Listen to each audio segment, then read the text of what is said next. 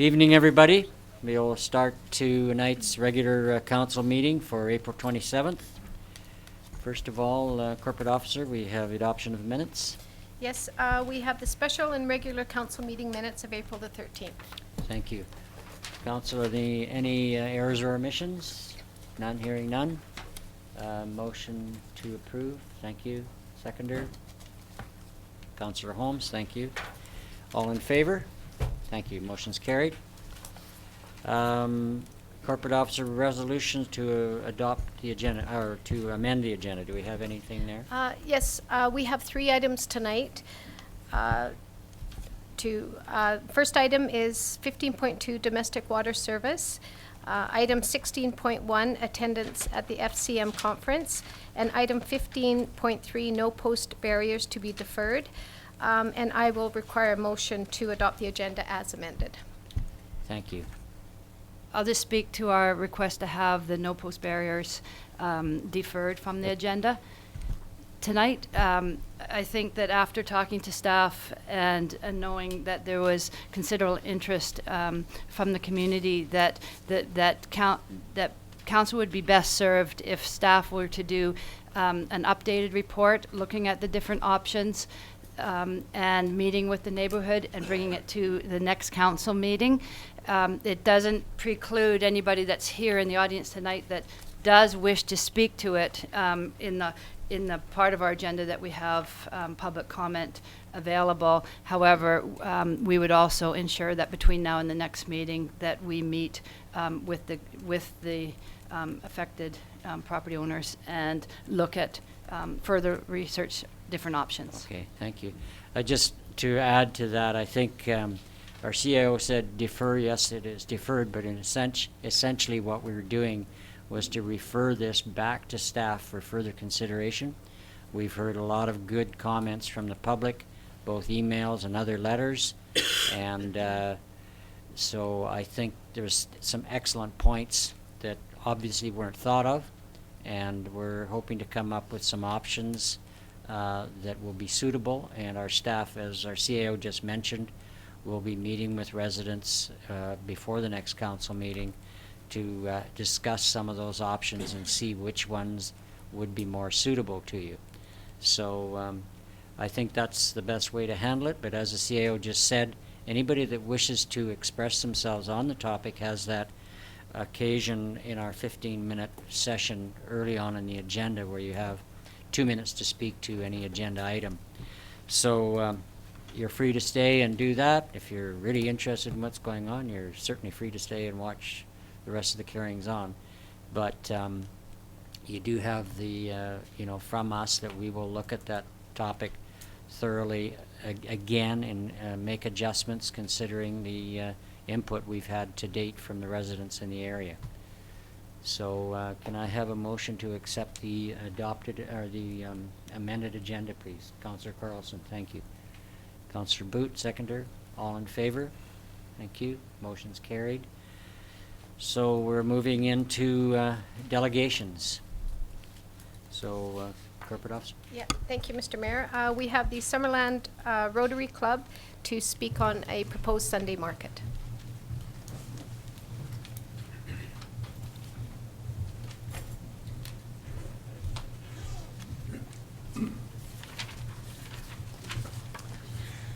Thank you very much, Mr. Mayor, district councilors, district staff, and ladies and gentlemen. The Summerland Rotary Club has a history of embarking on a major local project every year. This year it was putting in new washrooms and laundry facilities and shower facilities at the Food Bank and Resource Center. We helped Sadie buy a new bus for them this year. And so a new year for us is starting on the 1st of July, and our incoming president is Mr. Rock Fortin. I am a past president of the Summerland Rotary Club. We've been thinking about what our local project could be this year, and somewhere the idea came up of let's try and enhance the vibrancy of our downtown area. And so we did some investigating, and a lot of the literature has indicated that Sometimes the best way to help a small rural community are to create events that attract people into the community, just like we do for Action Fest. We want to embark on a summer Sunday market, and we don't have a lot of experience in this, but we are learning very, very quickly, and we are very much encouraged by all the enthusiasm that we're getting around town. What's our goal here? We want to showcase, and I'm going to just read my list off here, our local farmers, our artisans, our restaurants, our wineries, our crafters, our local businesses, our young entrepreneurs, all our not-for-profit organizations, local entertainment, and any groups that want to promote the lifestyle that we have in Summerland, increase tourist opportunities, and also we want to create a lot of special events on each of the Sundays that we have earmarked.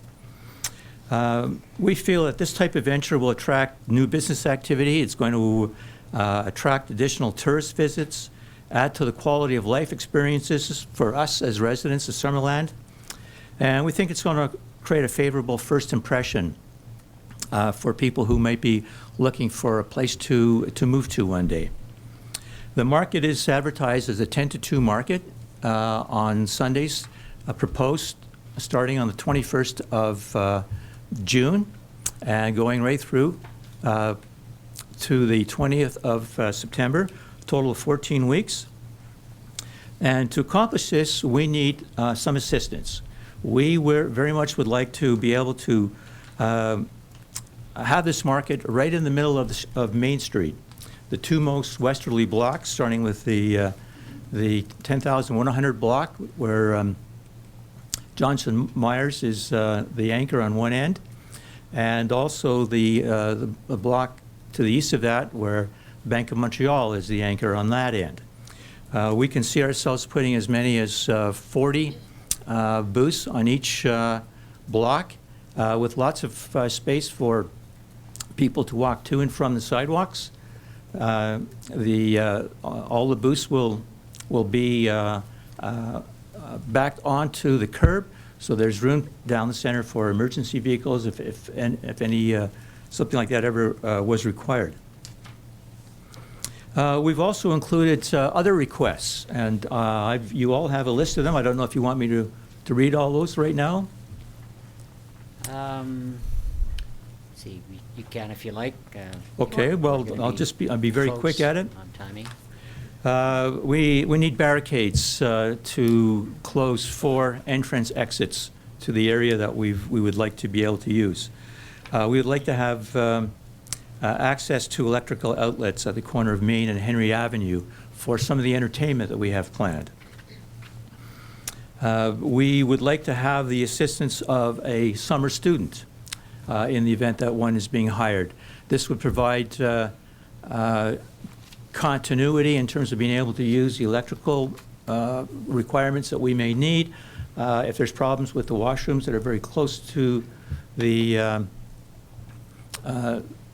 Main Street, then there would be some know-how on who to contact, and the Rotarians who will be volunteering on this will be a new crew every week. So we would very much like to have that continuity if that's possible. And we would also like to be able to have maybe access for marketing purposes through the district newsletter, being able to put some signage on the roundabouts on Rosedale, and also an opportunity to use any signage that's available on Highway 97 to alert motorists that this is happening on Sunday. We think that this is going to be of great benefit to the downtown area. We are looking at a fee schedule of $25 a week for each vendor, $200 for the complete schedule of 14 weeks. On the other hand, we are not charging any of the vendors on Main Street. We are not going to charge any not-for-profits in Summerland. We're not going to be charging any groups that want to promote Summerland or a Summerland event. Our goal here is, as a Rotary Club here, is not to make a lot of money on this. our goal is to enhance opportunities for businesses and all the groups that support Summerland in some fashion. Now, so we will be charging some people. We'll be charging any out-of-town vendors or vendors that are not on the main street. And that will definitely go to Rotary Club. We will have expenses in advertising. As you know, we are a good citizen in our community, and that every dollar that comes in goes out again in terms of support to groups like Sadie and all the other projects that we take part in. So we have lots of support, and I've asked Rock if he could just talk about that a bit. Thank you very much, Council. It's just an idea that came forward, and we started talking around downtown area with the Merchant Association and the Merchant and the Chamber of Commerce, and we got great support. I want to name someone in particular, Todd Laidlaw from Through Grains, and has been a real catalyst beyond this initiative. He has approached every merchant on Main Street, and there was no objection whatsoever of all the merchants on Main Street about street closure. The only individual that are aware of it but not responded to the request was a Home Hardware. In fact, we're still waiting for a response from them, but it was overwhelming in support of the event. We also work in cooperation here. It's not an event that Rotary we're going to put out and just have fun. It's a cooperation, and like the wheel of the Rotary, for instance, where are the hubs? And this is what we work with Paul for the Tuesday market. We're working closely with Paul in order to match both markets, to complement each other. We also, with the Chamber of Commerce, the Summerland Food Bank and Resource Center, and also the Downtown Merchant. We are seeking help. We have some farmers already indicated they want to be part of it. And also, we're going to use the Summerland market also as a possible of employment dealing with the resource center, the Summerland Food Bank and Resource Center, as possible employment opportunities from the social services aspect of it. In fact, it's encompassing the entire communities, and we're looking forward to work with the Art Center and the farmers. And if anybody is volunteer or would like to be part of our group, it would be awesome to be a liaison with all the groups. That's it.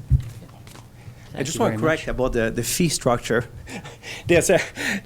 What Paul meant is that every merchant who has a business license on Main Street will not be charged any fee to have a booth in front of the establishment.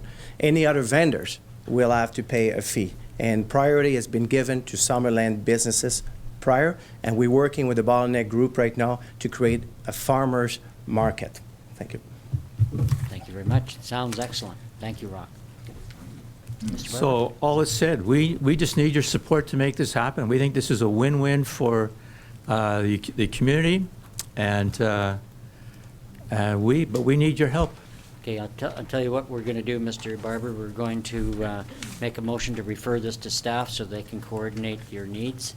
And I know for one, I'm 100% behind this idea. It's an excellent way of adding some vibrancy to a day that otherwise is, there's not a lot of activity, obviously, on a Sunday. You might want to work with the churches. Just a thought. At any rate, there's a lot of people there that might want to access the downtown core. Could we have a motion to refer this to staff for their coordination with Rotary, please? Councillor Peak. I'll make that motion. Seconder. Thank you, Councillor Boot. Any comments at all? I just want, I don't know if Go this ahead. is the point. Maybe we should pass this, and I have just a question of clarification. Okay, well, make it. Make it? Okay. Paul, could I ask, I'm just not quite clear. You were saying the vendors back onto the curb. So the vendors are actually on the sidewalk? No, they are actually on the street. Okay, Good. thank you. So, all in favor, please? A question. Sorry, go ahead. Tony and I are sharing a mic tonight. I'm concerned about the home, Okay. the Home Hardware. They hadn't responded. If any business is to be affected, I think the Home Hardware would be. They provide a lot of material on Sundays in Summerland. And I would hope that staff make sure that they're accommodated by whatever is necessary for that particular business as being about the busiest one on Sundays, if the only one. Yeah. Yeah. Okay, thank you. Councillor Boot.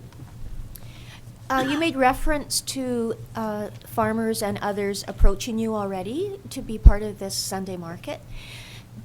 How would someone go about getting on your list, for example? Yeah, it's a good question. Just to inform you, a point we forgot to mention, we're going to have an information an information session on May 11th and May 12th at the United Church between 6 and 8. And part of that information session is to work with the restaurant owner of this town to see how would they like to participate and be part of the market, to give them priority versus bring someone from out of town. Nothing wrong against out of town, but rather to support local business. In fact, it means the 11th and 12th of May, United Church, between 6 and 8, and we will work with the local media and try to promote and have an attendance. If there's any question, I'll be more than happy to answer there. Sounds good. Thank you. Thank you. Any others? Okay, we'll make a motion. We've made the motion, made so a all in motion. favor, please. Thank you. Motion's carried. Thank you. Great idea. So, thank you very much for your delegation, and I think it's exciting. Look forward to it. Thank you. So, corporate officer, next, we're on to the public Next, hearings. Mayor, yes. So I'll read the first public hearing statement. There's 3 issues before us tonight that require public hearing, and in each case, I'll be reading the public hearing statement for each one. And unfortunately, it's a bit long, but anyway, you'll have to put up with it. This public hearing is being held pursuant to Section 890 of the Local Government Act. The purpose of this public hearing is to consider bylaws 2015-007, 2015-010, and 2015-011 zoning OCP amendment application for 4816 Nixon Road. During this public hearing, anyone who believes that his or her interest is affected by the proposed development will be given a reasonable opportunity to be heard or to present written submissions respecting matters contained in the bylaw that are the subject of this hearing. All information, correspondence, petitions, or reports that have been received concerning the subject bylaw have been made available to the public. Council may ask questions of staff and public, but once the public hearing is over, no new information can be received. Council debate on the bylaw will take place when the bylaw is considered after the conclusion of the hearing. At that time, any questions of staff will be for clarification purposes only. I will be inviting the public to come forward and present their comments. Speakers are asked to state their name and address for the record. Speakers are encouraged to limit their remarks to 5 minutes and should include all of the relevant information in their presentation. Further opportunity will be afforded for all persons to speak a second or third time once all persons have had an opportunity to speak. So, corporate officer, and we're into 6.1 then. Yes, thank you, Mr. Mayor. Item 6.1 is a zoning OCP amendment for 4816 Nixon Road, and I will refer that to our planner. Okay, thank you. Mr. Planner. Thank you, Mr. Mayor. This is an application to amend the official community plan and rezone the property from agriculture to RSD2. There has been an environmental assessment done on the property, and a significant part of the site shown there in red and orange is environmentally sensitive, and that has been incorporated into the proposed development plan, which is shown on the screen there. So the bylaw in front of council is to make this zone OCP and zoning amendment for the property to be rezoned in accordance, substantial conformance with the plan shown on the slide. Thank you. So do we have any comments or questions by the public? I have Yes, ma'am. question about Please come to the mic and give us your name and address, please. Thank you. My name's Sally Gefeller, and I live on Weldon Avenue at 5011. And from the plans, I'm just wondering, at the end of the cul-de-sac that is at the end of Weldon Avenue, I'm wondering what the jutting out is, that this little, the road, and where it could potentially head. Okay, I'll refer that back to the planner for an explanation. Yes, this is a walkway connection here, so the sidewalk, if there's a sidewalk there, would come along, but in any event, there's a walkway and it goes through and accesses this piece of Crown property, and this will be a dedicated park once the plan is signed. So it's a pedestrian access to the park, essentially. Great. And Thank you. I have one more question. Yes. Would the developer consider, given the new traffic to the area, putting in a sidewalk on one side of the road? You've got a lot of elderly people and you've got a lot of young kids on this street. Okay, I'll refer that again to the planner as to what's going to be the result here. Mr. Mayor, at this point, there is no requirement for a sidewalk on the cul-de-sac, and there has been no discussion so far as to construction of a sidewalk along the length of Weldon Street. So that hasn't been discussed as yet. I see. There is no requirement for that so There's no far. requirement. Is there any, okay, would there be any plans to do anything with the developer on that aspect? Could that be something that we could talk to them about? I would say it's certainly possible to talk to the developer in regards to that. There's no specific requirement by us for... There's no specific requirement. There is a significant length of sidewalk to be constructed there for an 11-lot subdivision, but it's certainly possible. Yeah, okay. Okay, thank you. Thank you. Yes, sir. Hi, I'm John DeLong. I live at 4420 Williams Avenue, which is the adjacent property to this one on the south end. I sent a letter to council, and I think you have a copy of it. I'll just read it so it's in the record, and it'll be short. I'll just read the letter. Sure. Go ahead, sir. I would like to express my support for the rezoning of the property at 4816 Nixon Road from A1 agricultural small acreage to RSD2 residential large lot zone. My support for the zoning is based on Schedule A neighborhood concept and map of the conceptual lot layout. I feel the proposed zoning change and lot layout fit extremely well into the existing neighborhood. The parkland dedication is a positive addition to the neighborhood and Summerland, as it will protect critical habitat. The owners of the property should be commended for this forward thinking. As a new public park, land and new development are being created adjacent to my north property line, I would request as a condition of the rezoning a fence to be constructed along the common property line. This is an effort to retain the privacy and good neighbor relations I have enjoyed for the past 25 years. The fence should be professionally installed at the expense of the developer. I would request a chain link fence at a height of 60 inches, 2x2 mesh galvanized steel. This would ensure years of trouble-free maintenance for all property owners. John DeLong. Thank you. And do you have the copy of this letter? We do. You can leave it with another copy with the planner if Okay, you like. thank you. Thank you very much, sir. Yes, sir.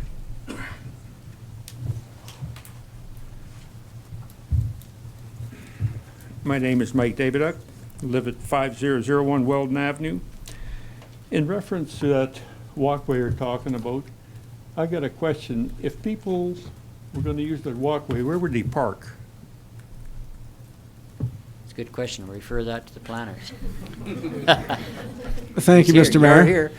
At this point, they would just park in the cul-de-sac. There's no particular provision for parking, but the intent is that it's part of the pedestrian network within Trout Creek. So I'm not sure that there would be a huge call for people driving to walk there, but there certainly could be, and they would just park on the street. Okay, thank If you. people take that walkway, are pets allowed? Could they take their dog with them? I believe so. Yeah, I would think so. Okay. We, in fact, that's a good point. I think it's, maybe Public Works could take the note that, or our rec people, that pet stands might be a good thing to put in place for disposal. There is a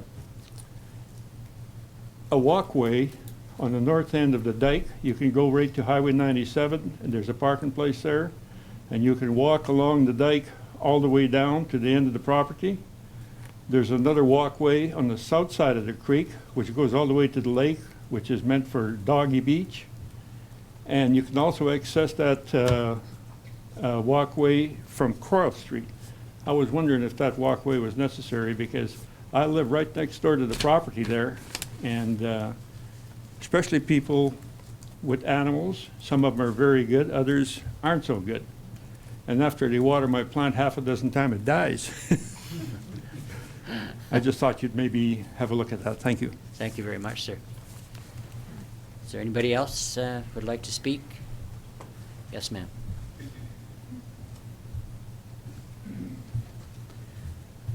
Sharon Mansier, 4416 Williams Avenue, and I'm just one further than John here. I too would like to thank the family. We did not expect this kind of development. We expected, you know, it would be altogether developed. And as a biologist, I do see the red habitat. If you could just go back to that slide again. And I look at it and I think, you know, again, I love that they've gone to this idea of dedicated parkland. But I really wonder if dog trails are what we want with the red mapping. Typically with the red mapping, you're looking at the reason for that being there is perhaps some red listed species, which I know there are in this area. And I just wonder if maybe following the pattern of the Adams Bird Sanctuary or something like that, and perhaps naming the family, if the family was amenable to this or the developer. I just think that it's not a really good plan to sort of high intensity use it or turn it into bike trails or BMX kind of pathways. That's more of my consideration. I also, I don't want to be critical of the plan because I think it's great, but as a biologist, I have to have an eye for wherever there's pinch points, because if you're looking for habitat, as soon as you have a pinch point or a cut line through a habitat, the efficacy of either side of that cut line is reduced. And so we'd want to be looking at any pinch points. And so if you can go back to the other slide. And so on the northeast corner there's a bit of a pinch point that would effectively cut those two habitats off. And so I would just be asking council to consider, you know, if we're turning this into a walking path for dogs, you know, probably that's okay.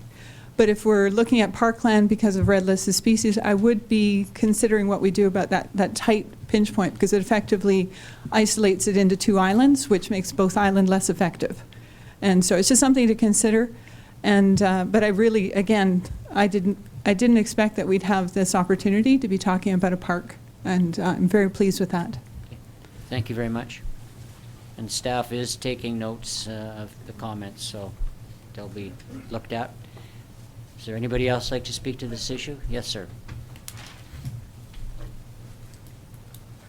My name is Aldo Clinas, and I live right next door to that walkway. I'm a little concerned on the fact that during the summertime, would that be a parking lot for people that come from out of town? And how do we deal with that?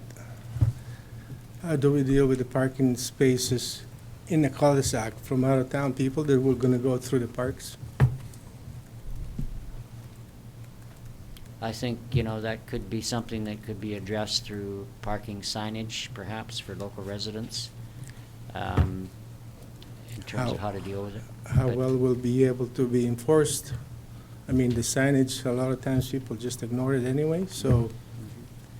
Well, I think your point's taken, and we'll look at that as we're moving along with the development. So I think, in fact, some ideas are coming to mind now as people bring up some of the comments. So we'll be looking at them carefully. Okay. So thank you. Thank you. Yes.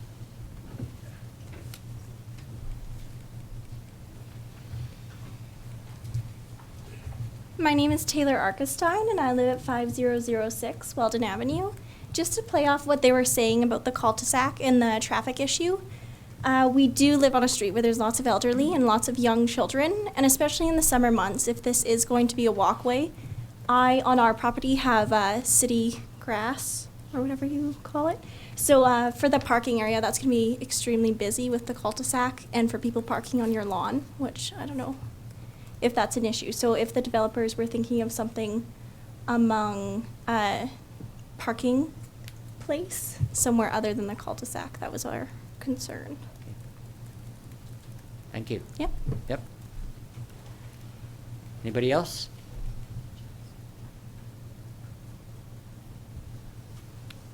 Okay, for a second time, is there anybody else who'd like to speak to this issue? Yes, ma'am.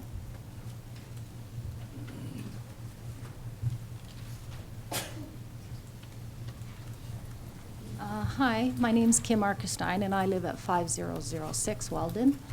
And I was just wondering if they could maybe think about, the developer, if he could think about putting the entranceway on a different road. Why does it have to be on the end of Weldon? Why can't it be over on Nixon or Williams? Less houses, less impact. It's a dead-end street now, but it's busy. People whip down at the end of our street all the time. Wasn't overly concerned with a sidewalk, but maybe they could put some speed bumps in or something like that if they do decide to have the entranceway there. Thank you very much. Anybody else like to speak to this issue?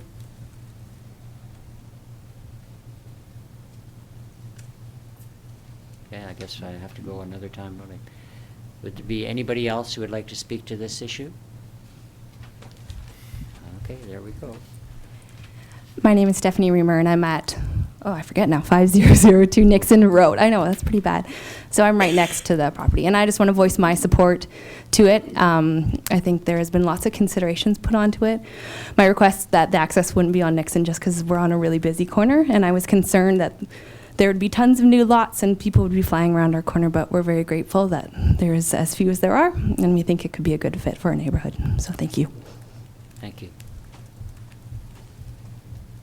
Yes, come ahead, please.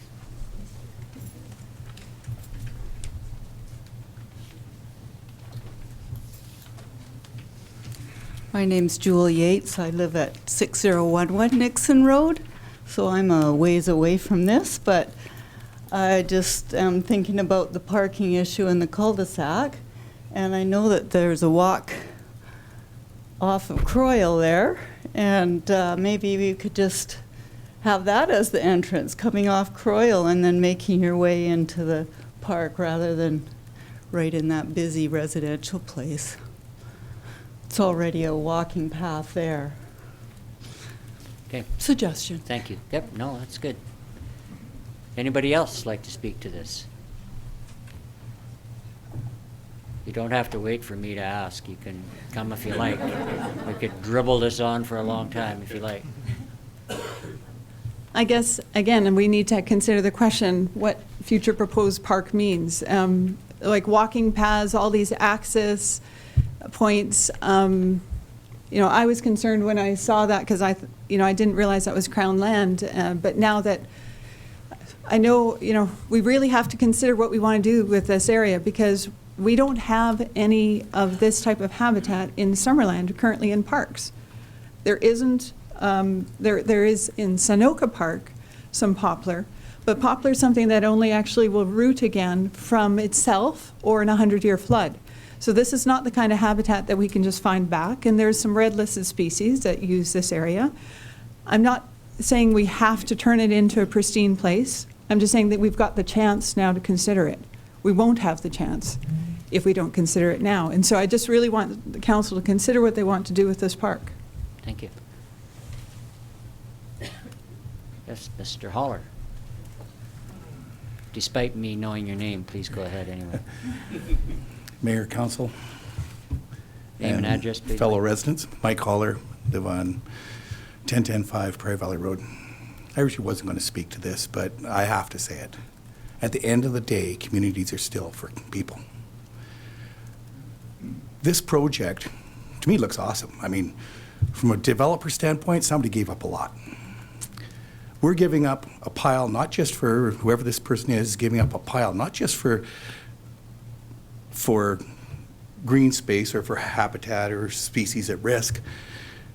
But they're basically giving up a huge chunk just for the community. When somebody says to me, or says to the community that, yeah, it's a great park, let's not put any people in it. Let's not put a dog in it. You can't enjoy it. We live on a really small portion of the land that surrounds us. And yes, protecting certain areas is great, but to say that we're not going to put people on it, come on. This is where we live. This is what we do. We can't protect the entire planet. We have to enjoy these spaces. So let the people do it. Thank you. So we'll let you speak a second time. If there's no one else, just hang on. Does anybody else like to speak yet who has not already spoken? Okay, go ahead. Okay, I'm back. You can't get rid of me. We're not trying So to. just There you to comment on that, I think, just to agree with your point of view, is that we have this and we're not going to regain these species if we do overuse the land. And for someone of my age who wants to come back and start a family eventually, I think it's very important that we preserve what we have for future generations to come. And I think we put that first before development or our own enjoyment. Thank you. Okay, thank you. I've lost count now, but is there anybody else who would like to speak to this issue? Okay, are we good, Corporate Officer? Thank you. So with that, I think we'll close off the public hearing portion, and we'll consider the motions. Correct? Yes. Okay, so does council have any questions of the planner? Councillor Barkle. It sounds like the plan receives a lot of support, but it could do a little bit of tweaking. So how do we go about seeing that some of Tweaking these takes place? considerations are I think perhaps our planner could, can we refer back to the planner for special questions? Thank you. In the process, where are we with respect to being able to make adjustments to use patterns and so on? Mr. Mayor, this is the exact time that kind of stuff can be entertained. The public hearing is when we get input from affected parties, and it's certainly appropriate for council to weigh that information and make suggestions or requirements with respect to the zoning. I can advise that the intent of the preservation of that piece of land is because of its environmental values. That's why it was provided for as park dedication, and the intent is that it would be zoned in the future to park preservation, and I suspect there would be a trail or two, probably a connection from the walkway to the dike, and that would probably be the only significant trail unless there's something else comes to mind through that parcel. The intent is not to have it fully developed for people.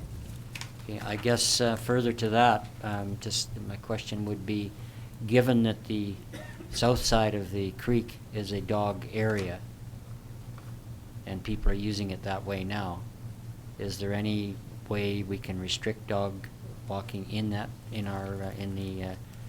repair or in the sensitive area?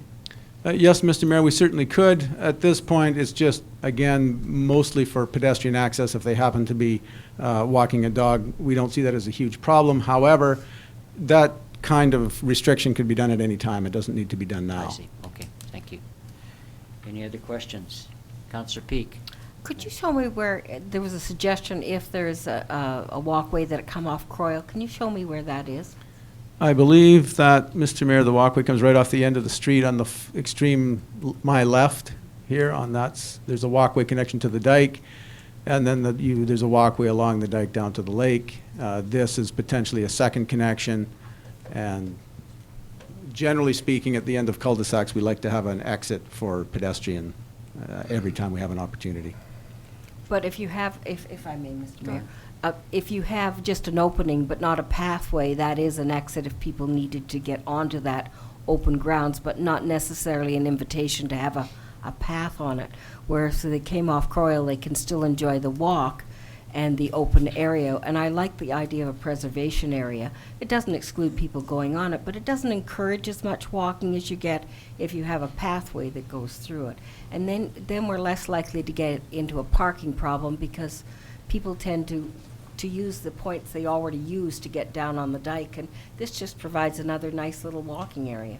So I just see that as an opportunity not to overemphasize it, but to have it there for public use. Thank you. Councillor Boot and Councillor Carlson. My question also had to do with connecting with Croyle. Go ahead.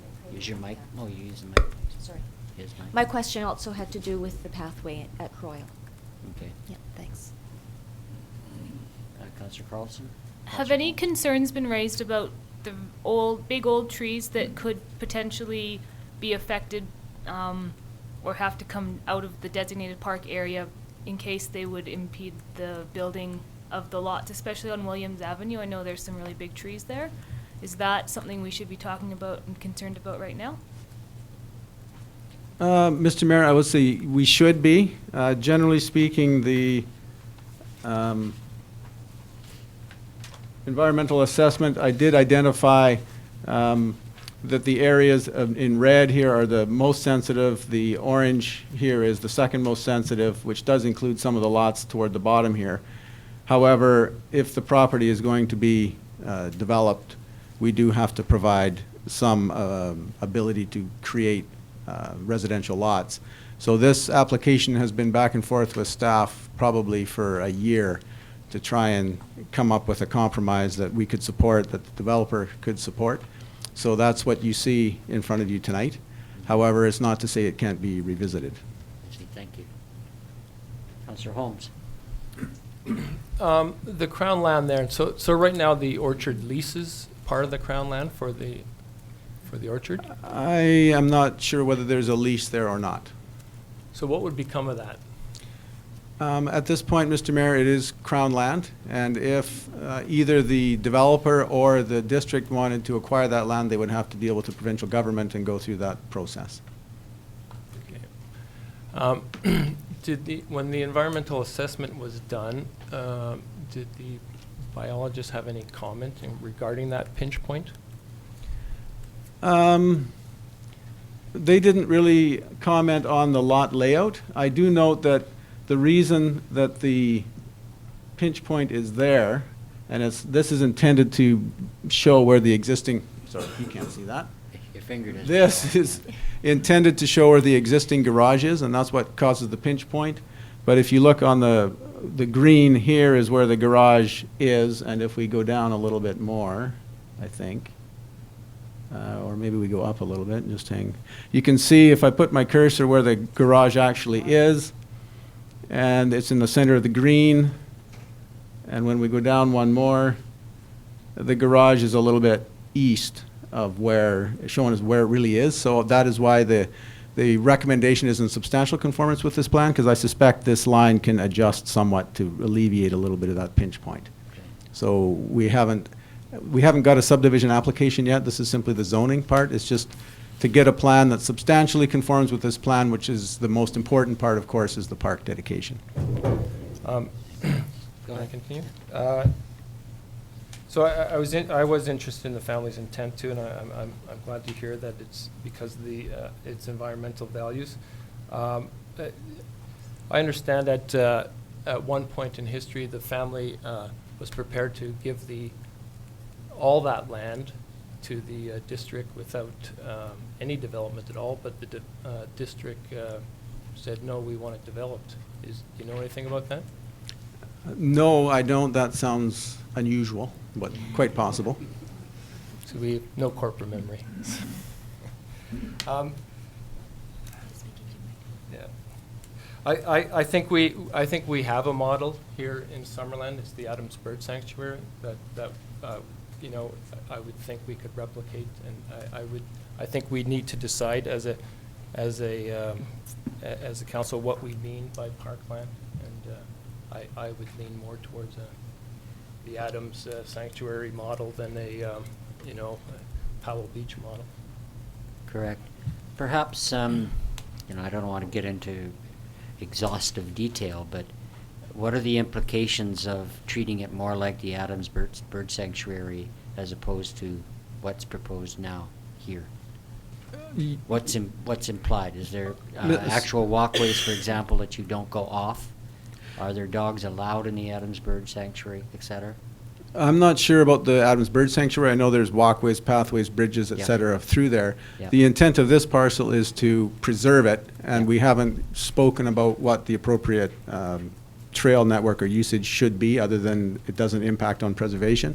So should this go forward and the park get dedicated to the district, it would be then up to our Parks Department to Okay. determine, and with council's input, I imagine, what the appropriate development, if any, would be. Okay, I guess my point here is that we can move ahead with this, but if the municipality has input through parks and so on to be able to address some of these concerns that, I mean, I know a lot of parks specify in sensitive areas that you keep 2 specific walkways and perhaps not allow dogs or, well, I can't see them being allowed in, but if they were, they'd have to be maintained on leash, but even that might be extremely difficult. I'd like to see it treated like an appropriate sanctuary as opposed to Powell Beaches just was referred to, which is a much more open public type of park. So with that, are there any further questions or anything? Councillor Holmes? If we do go down that route, presumably there must be some sort of regulations for buffered edges or some sort of buffer between the residential properties and what would be a sanctuary. Mr. Mayor, typically what would happen is once that property is in the hands of the district, you can't, obviously, homeowners could not encroach without our intervention onto the parkland. However, it would be up to the individual homeowners to fence their properties, which they typically do to keep in their children or pets or whatever. So I expect there would be fencing along all those property boundaries by the new property owners. If that wasn't the case, the district could construct a fence along there as well. Yeah, that's something I think we will have to consider with staff and the Parks Department, because I can't see dogs being allowed to move from the residential areas into the park freely, so there'd have to be some containment. Any other questions of staff, et cetera? I'm not sure the timing of this, but will Mr. DeLong's request as far as having the developer erect a fence along that northern or southern property line, is that done during the development permit application? I'm not sure. Mr. Mayor, if council feels strongly that fence should be constructed at the cost of the developer, it could be a condition of zoning. However, normally those kinds of negotiations should take place between the developer and the individual property owner. Unless there's some significant community benefit, we wouldn't normally get involved in that kind of a negotiation. Where is that line? That's proposed? along the south property boundary right here. Okay, I got you, yeah. Okay, thank you. Any other questions of staff? Okay, could I have a motion or somebody to move the recommended motion, perhaps as stated? Councillor Traynor, the seconder, Councillor Peak. So we're moving the motion as presented, correct? All in favor? Thank you. Motion's carried. So that's as the motion was specified in our notes. Yeah. Thank you. Yes, Mr. Mayor. So we're on to the second public hearing. Yes, Mr. Mayor. So could you read that off, please, Corporate Officer? Item 7.1 is bylaw 2015-008, and it's a zoning amendment for 2705 Johnson Street. Thank you. So now I have to read this again. Yes. This is a public hearing statement. This public hearing is being held pursuant to Section 890 of the Local Government Act. The purpose of this public hearing is to consider bylaw 215-008 zoning amendment for 2705 Johnson Street. During this public hearing, anyone who believes that his or her interest is affected by the proposed development will be given a reasonable opportunity to be heard or to present written submissions respecting matters contained in the bylaw that are subject of this hearing. All information, correspondence, petitions, or reports that have been received concerning the subject bylaw have been made available to the public. Council may ask questions of staff and public, but once the public hearing is over, no new information can be received. Council debate on the bylaw will take place when the bylaw is considered after the conclusion of the hearing. At that time, any questions of staff will be for clarifications only. I will be inviting the public to come forward and present their comments. Speakers are asked to state their name and address for the record. Speakers are encouraged to limit their remarks to 5 minutes and should include all of the relevant information in their presentation. Further opportunity will be afforded for all persons to speak a second or third time once all persons have had an opportunity to speak. So, Thank you, Mr. Mayor. I'll refer it now to our planner. Thank you. Thank you, Mr. Mayor. This is an application for what we call a site-specific rezoning, and that means that if this zoning bylaw were to be amended, it would apply only to the property that is the subject of this application. And the application is to allow a holistic dog care business at this location with a maximum of up to 5 dogs at any one time, including the owner's pets. And it would fall under the home occupation rules, which currently prohibit animal businesses of this nature. So in this particular case, it would have to meet all the requirements of a typical home occupation, but it would be allowed to have up to 5 animals on the property indoors.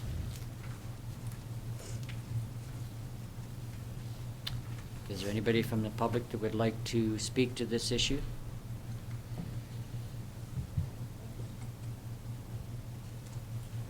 For a second time, is there anybody from the public that would like to speak to this issue?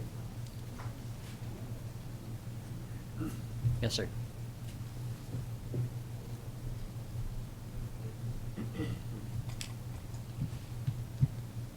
My name is Daron Davis. I live at 2520 Johnson Street, and I want to express my support wholeheartedly for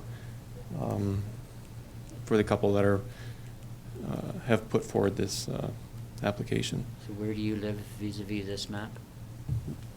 Right up here. Okay, thank you. Okay, thank you, sir. Is there anybody else like to speak to this issue?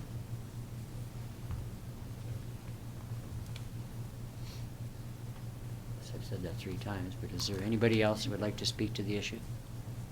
Okay, thank you. Okay, council, you have any questions of the planner, please? Councillor Peak?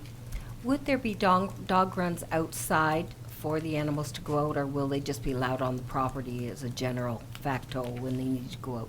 Our understanding is there would be no dog runs outside the property, but they would be out there periodically. Yes, thank you. Councillor Carlson? I think you mentioned something about did you mention an inside dwelling for dogs, or they would be kennels that aren't necessarily a permanent fixed structure? Do you know? Mr. Mayor, the requirements of the home occupation are that the business must be carried out inside the building. So I suspect all of the holistic treatments that are done on these animals would be done inside the structure, and other than them going out as part of a regular exercise regime or something, the business would be housed inside the house. Councillor Barkwell? So if there's going to be 5 dogs on the property at once, I presume that they're staying overnight, but we don't have any complete assurance that they're not going to be staying overnight outside? Mr. Mayor, all we can go with are the regulations that are in place at the moment. So our understanding is that any animal that's there has health issues, is being treated. They would be inside the building for that purpose overnight until the treatments are finished, and they would go home. If that turns out not to be the case, then the bylaw enforcement officer would be down finding out why that's the case. Any other councillors have any questions of staff? Okay, I have one. Looking at the zoning bylaw, and just correct me if I'm wrong, but looking at this in particular, it says here that home occupation is defined by the zoning bylaw specifically exclude uses that involve the boarding of animals, mainly to prevent potential disturbances to the surrounding neighborhood. And to go further down, it says, this bylaw does not include uses such as automotive and equipment repair shops, auto body repair shops, eating and drinking establishment, commercial kennels, veterinary clinics, animal shelters, group homes, child care centers, or health services. So to accept a variance on this is a considerable move. Is that not correct? That is correct. Because this is, again, a site-specific situation, correct? That's correct.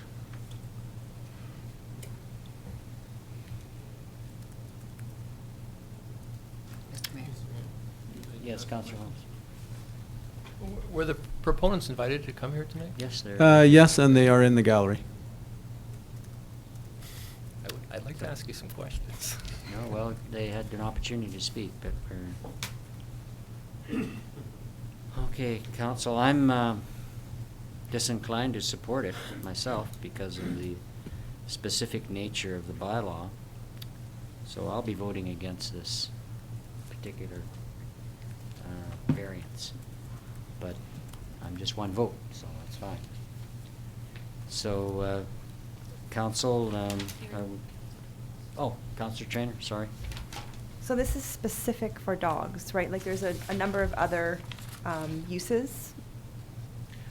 Mr. Mayor, this would add the a holistic dog care facility housing up to 5 dogs on this property as an additional use to all the list that's there already. So the list of uses in the CR1 zone would still apply, and we would add this one more. And what happens if one day the home changes hands, somebody else buys it? Would this still remain the case? Yes, Mr. Mayor, this goes with the property, not with the owners, so it would be there until such time as it was changed by council. Okay. I see.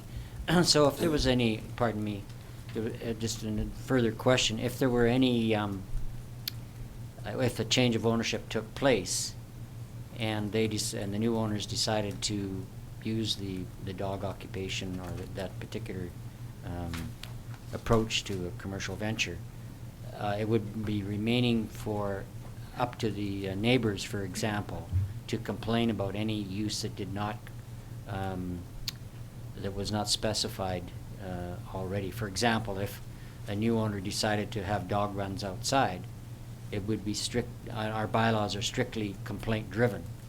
So it would be a matter of those complaints being heard and written applications for those complaints to be dealt with. That's correct. In other words, you know, if you'll pardon the expression, in this case, the cat or the dog's out of the bag, and you change owners, and all of a sudden, even though that stays with the property, so it becomes site-specific, but it's ongoing. So that's essentially what bothers me. And that's one of the reasons why the bylaw's in place as is for this type of zoning. Councillor Peak. If I may, this is a semi-rural area. I certainly see the opportunity for a holistic animal kennel to be there, and I certainly know the kind of work that can be done with that kind of animal kennel. It can be extremely effective. That has nothing to do with this is land use planning. It goes with the property, but the fact is most people who buy property nowadays do some due diligence. They would know what the zoning is on the property, and they would understand, or they would probably ask what was involved in the particular zoning on the property. I think we all have enough information when we normally go and purchase a property to understand what could be on the usage of it. So that's just a comment I have in terms of the land use. Any other questions of staff by council? And then I'll ask for a motion. Councillor Boot, go ahead. I understand your concerns, Mr. Mayor. However, the proponents of this are in the gallery and have decided not to come forward. But we do have one gentleman here that lives, I think, pretty much directly across from the property, and he has stated that he wholeheartedly supports it. It seems to me that if somebody that is living so close to the proposed amended bylaw area is giving his support in such a public fashion that perhaps it's not too much of a concern, and I will be accepting this. I will be voting in favor of this. Thank you. Ms. Seal. Point of order, I think you probably should have at this point in time, there is no motion on the Right. table. Okay. It should be questions for clarification Right. and Okay. debate after the We motion. moved past the point I we do should have have. a Okay, so you have a question, Yeah. Councillor Carlson? Do you know if it's a requirement that the property be fenced completely to keep dogs in? That is not a requirement at the moment, Mr. Mayor.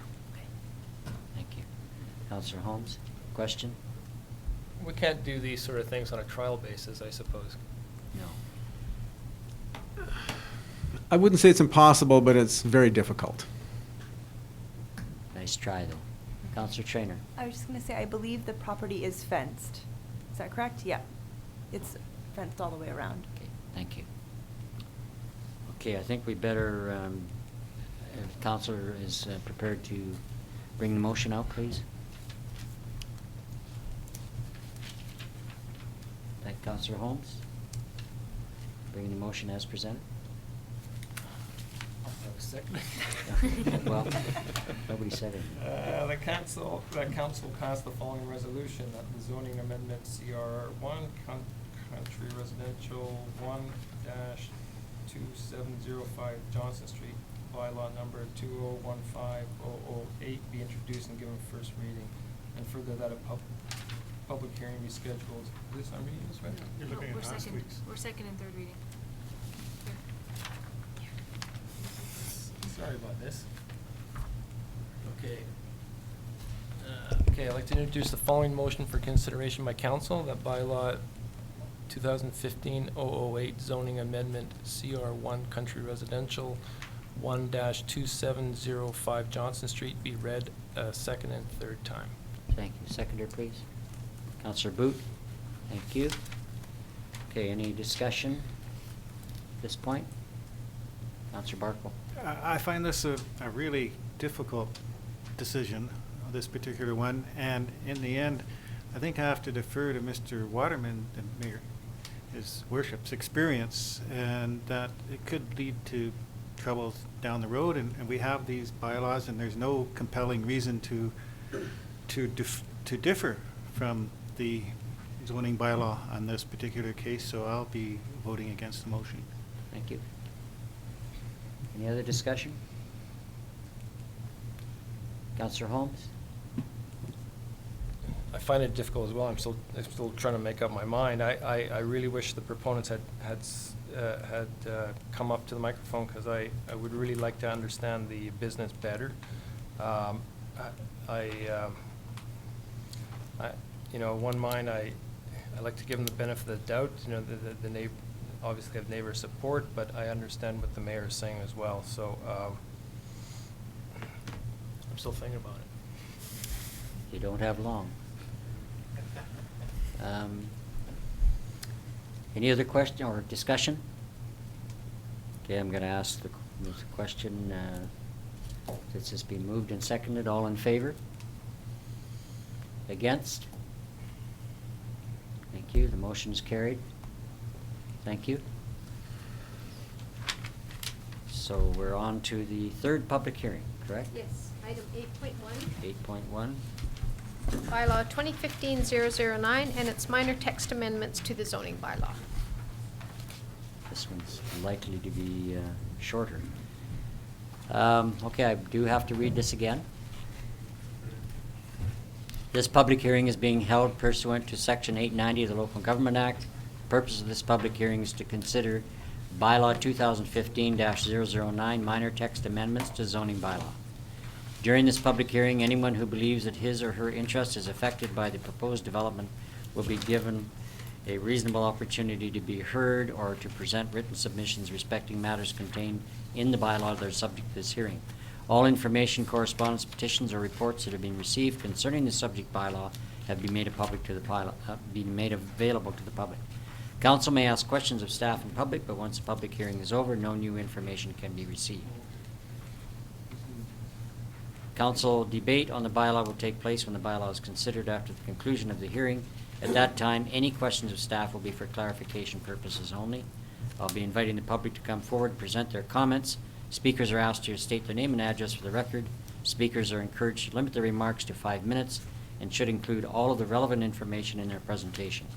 Further opportunity will be afforded for all persons to speak a second or third time once all persons have had the opportunity to speak.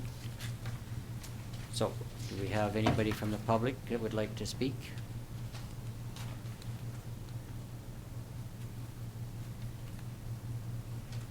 For a second time, would anybody from the public like to speak to this issue? For the third time, is there anybody who would like to speak to this issue? Hearing none, we'll have questions of, by council of staff. Any questions of staff? Councillor Peak?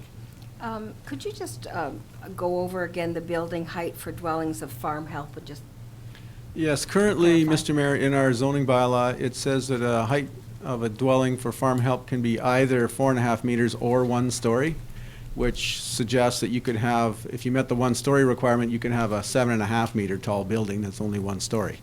So what we've fixed that to say the lesser of 4.5 meters or 1 story. Thank you for that clarification. Appreciate it. Any other questions? Hearing none, can we have the motion, please? Oh, Councillor Holmes? Just the change of the lot coverage from 30 to 40%. What is that standard? 40%? Why 40%? 40% is the same lot coverage we have in our RSD 1, RSD 2. So this one was lesser, and we're not quite sure how we got there, but it should be the same, and that's why we're fixing it. Housekeeping stuff.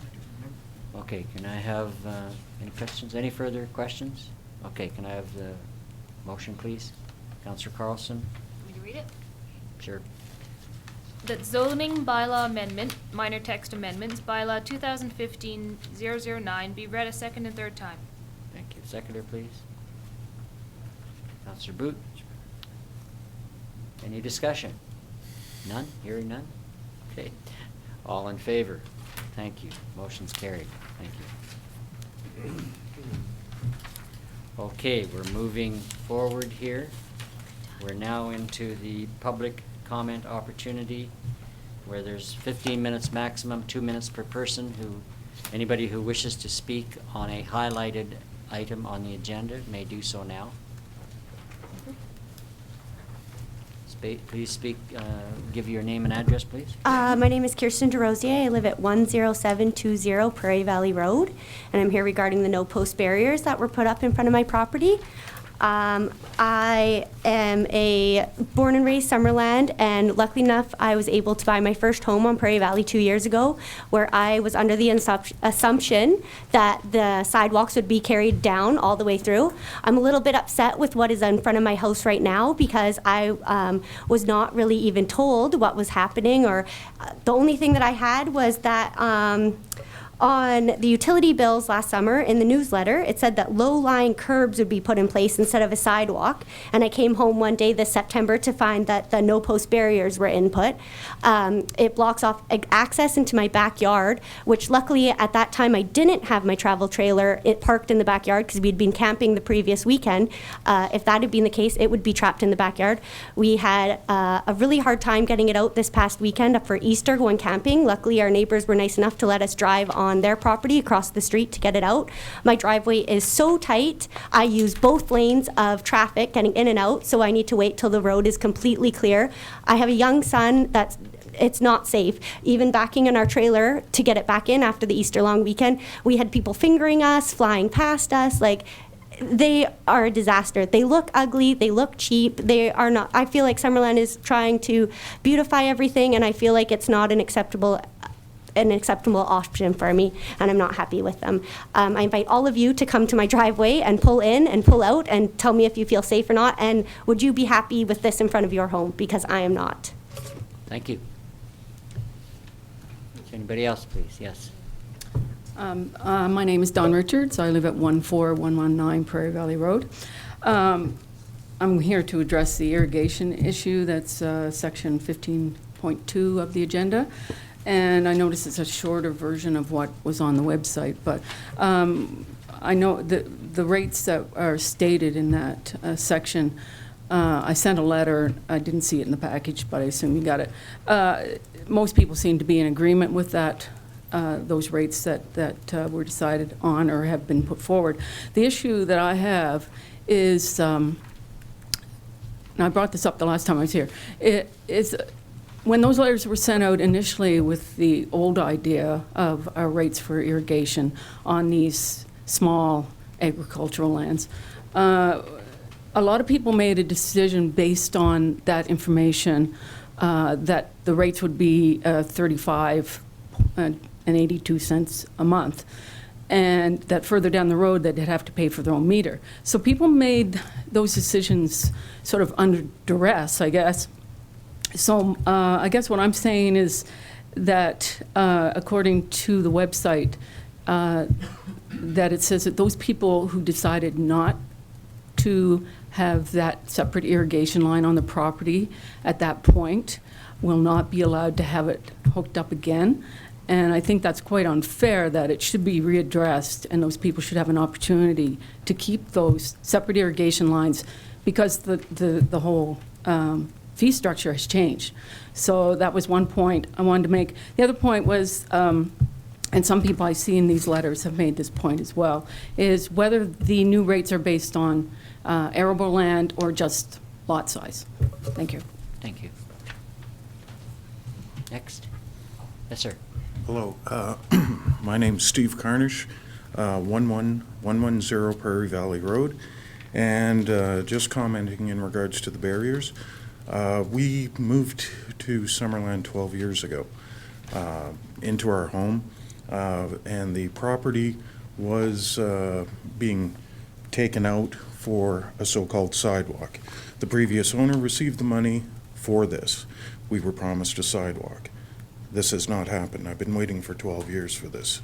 What we did get is larger road, a cement barrier which children walk on, can fall into traffic. The increased speed since these barriers have been put in is ridiculous. It looks like the Daytona 500 going down my road. We were promised a sidewalk. We see what happened in phase 1, and we're not getting this. Extremely upset. This is not what I want. I can probably see a lot of people at Prairie Valley Road don't want this. We see what happened in phase 1. That's what we went to meetings before. We saw what it should look like with bike path, sidewalk, benches, lights. It seems like, and I understand, new council, previous council, we're not happy with what happened. We want this fixed. I don't want that in front of my yard. I had 20-foot-high cedars in my front yard. I've got a 4-foot piece of cement. If you'd like, please take it out of my yard. I don't want it, okay? We can come up with some sort of better idea for a sidewalk than what we have there. It's dangerous. The cars are going faster. The kids are somebody's gonna get hurt. Thank you. Thank you.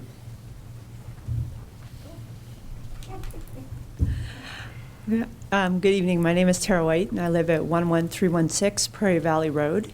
I too would like to voice my concerns in regards to the no post barriers. I no longer have access for our utility trailer to the backyard, which is a substantial concern for us. As well, we have difficulty backing in and out of our driveway. Prairie Valley Road is extremely busy. And as such, you need to back into your driveway in order to get out safely onto that road.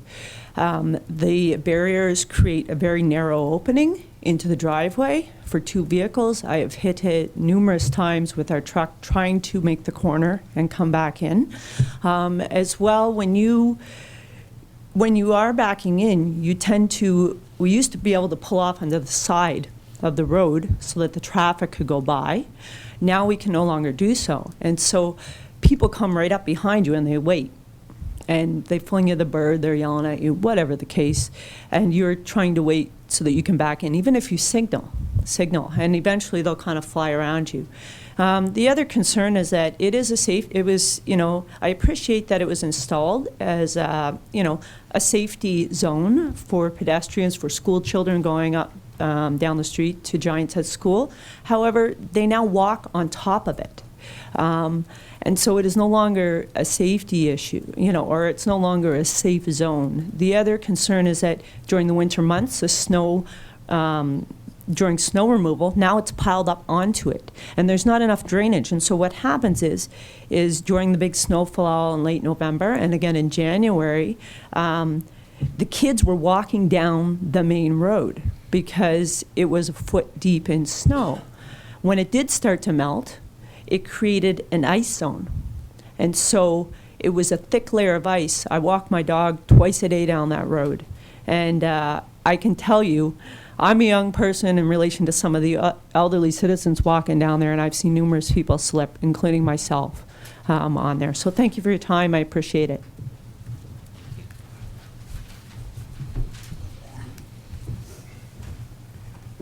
Hi, Holly Carnish, 11110 Prairie Valley Road.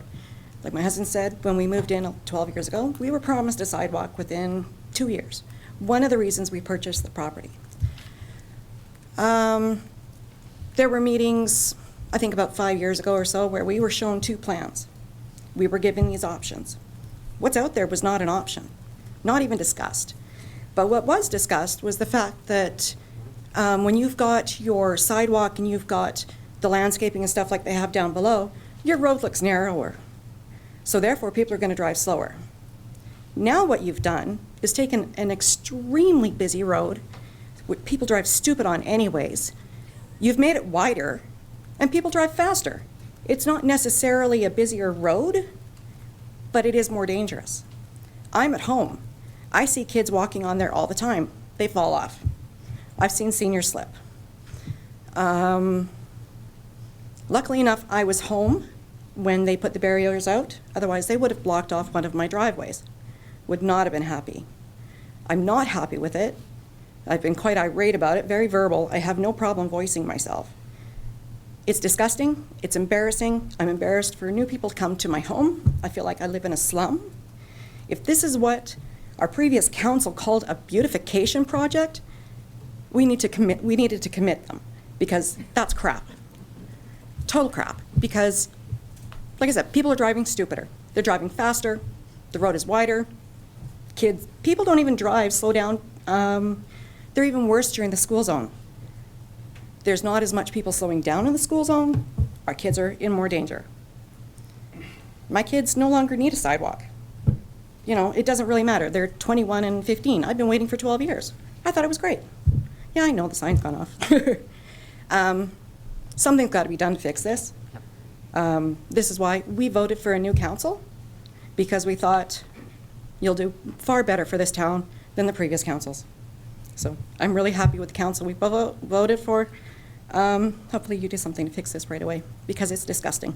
It's a slum. We look like we live in the whatever ends of Vancouver, and it's embarrassing. Thank you. Anybody else? We've got a bit of a lineup there. I think we'll deal with the lineup, and then we better move on. Yeah, I feel like I'm breaking up a theme here, because these guys have got one going, but I actually am talking about that small acre irrigation issue that Yes, Don go talked ahead. about. And that's affected, Frank Flanagan, 6007 Happy Valley Road. We've owned our property for a dozen years.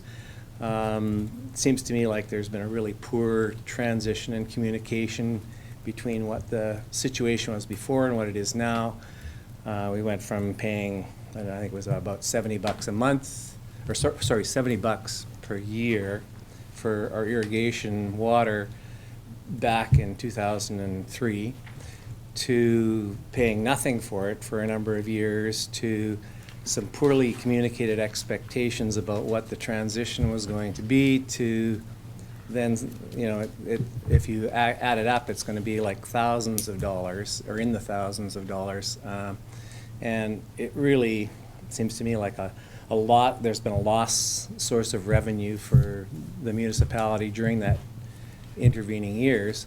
I'm happy to pay for it, for the convenience of using it, but for 1 acre, it really doesn't make any sense for us to have, $1,200 a year for the added convenience of that.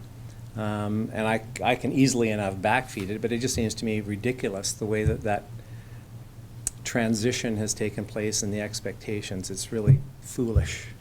And especially in the fact that there's so much lost revenue in whatever there was, probably 5 years where there was nothing. So just my 17 seconds, I'll defer. You're great, thank you. Yes. Considering the length of the lineup behind me, I will be extremely brief. Name, please. I'm Altinka. I live at 6719 Beck Street, and my comments are pertaining to the second water service, which is under consideration at the moment. Dawn before me mentioned that there is one crucial word which was used in the description on the bottom of page 81, and that is the groups have been determined by the arable acreage. This, in my opinion, important word is missing from the proposed resolution. I don't know whether it is an oversight. If so, is it a subject to amendment, or whether it was intentional? The point is, are we going to be charged according to the total area or according to the arable area? Thank you. And my second point is, I'm fully in support that we are being charged, because I think it's a question of fairness. Thank you. CAO wants to say something, although it could be left for later. But I think it's just important to note, we didn't read out the entire proposed amendment when you made the amendment to the agenda, and that was the proposed amendment. Oh, I see. To add arable, that it was missing from Sorry the about that. proposed. Okay, so, thank you. There was some kind of psychic connection. Hope you appreciate that. Thank you. Yes? Mike Holler, 1010 Prairie Valley Road. I'm speaking on behalf of my daughter and son-in-law who live on Prairie Valley Road and are affected by these barriers. They have the same complaints as everybody. I mean, they are embarrassing that we actually did that. They don't serve any real purpose. One of the things, they've made the road more dangerous. If you drive a large truck, which I do all the time up and down that road, what's happened is that you've crowded all the cyclists towards you. On a conventional sidewalk, a cyclist can actually get right up against it. These things not only eat up a bunch of the road because of their width, but what they do is eat up even more because a cyclist can't get right over to them because they're a tall barrier. If it was this tall, cyclists could get right up to them. So when I drive down the road and I've got a 10-foot wide or 12-foot wide load on the deck behind, and there's cyclists on there, I got to take up the other lane because there's physically not enough room. I understand why we did it, but it's a poor design. Getting back to my daughter and son-in-law, I mean, they have the same issues. Very hard to get their recreational vehicles into the yard. I noticed my son-in-law has a physical disability. All of those things, it makes it much more difficult for him when everything he does. He has to drive with hand controls, all those kinds of things. It frustrates the heck out of them. I wish we could, all we really needed was a delineation between the pedestrian traffic and the cyclist traffic. It could have been a 4-inch tall curb asphalt curb. It could have been anything. We didn't need these big, ugly no posts that not only restrict people's access, but as I believe, make it much more dangerous. Thank you. Next. Hi, my name's Glenn Hebert. I'm not sure if this is the time, 14.2 on the agenda, the variance for the carriage house. Is that? Actually, that's not one of the options for option to speak at this point, because there is a chance when we deal with that to be, to deal with it at the time. Thank you, sir. Next. My name's Christy Thiessen. I live at 12623 Ganzeveld Avenue, and I'm here to speak on the no post barriers. I agree with the residents that, the unfortunate residents who have to live with those barriers. They are unsightly. They are aesthetically not pleasing. However, I have children who are in grade 1 and grade 4 who walk that road every single day. Prior to those barriers being installed, the residents, I've heard their concerns that and I've read their emails, they have no parking. They're parking on the inside the white lane where they had company or they had additional vehicle. They didn't want to have to pull 2 vehicles in and out.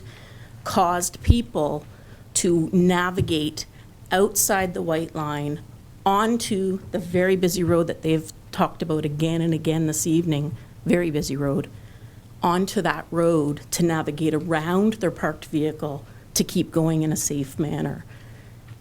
In the absence of a proper sidewalk, there has to be something that does not allow parking on that road, that prevents pedestrians having to navigate around a parked vehicle onto a very busy road.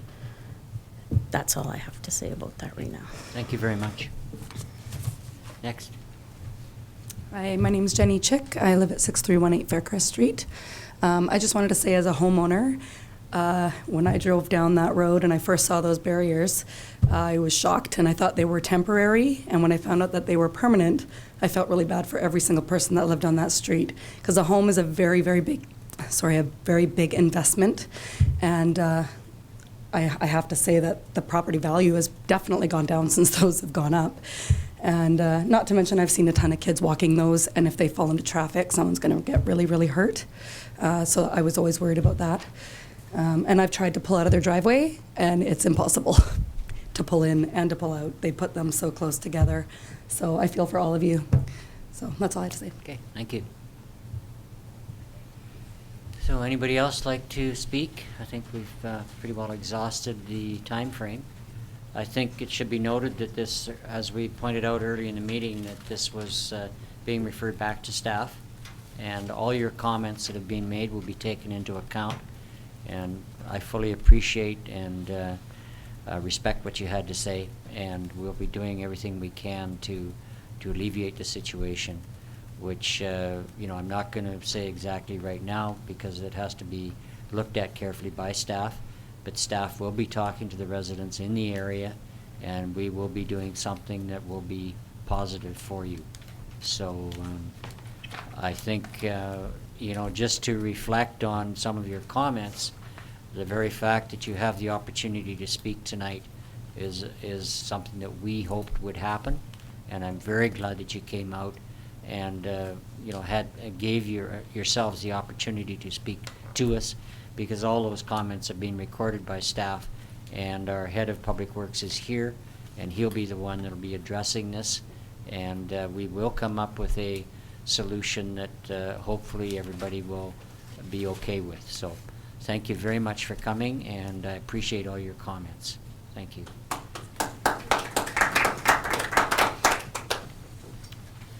So, corporate officer, we're on to, I guess. We're on to your report. My report.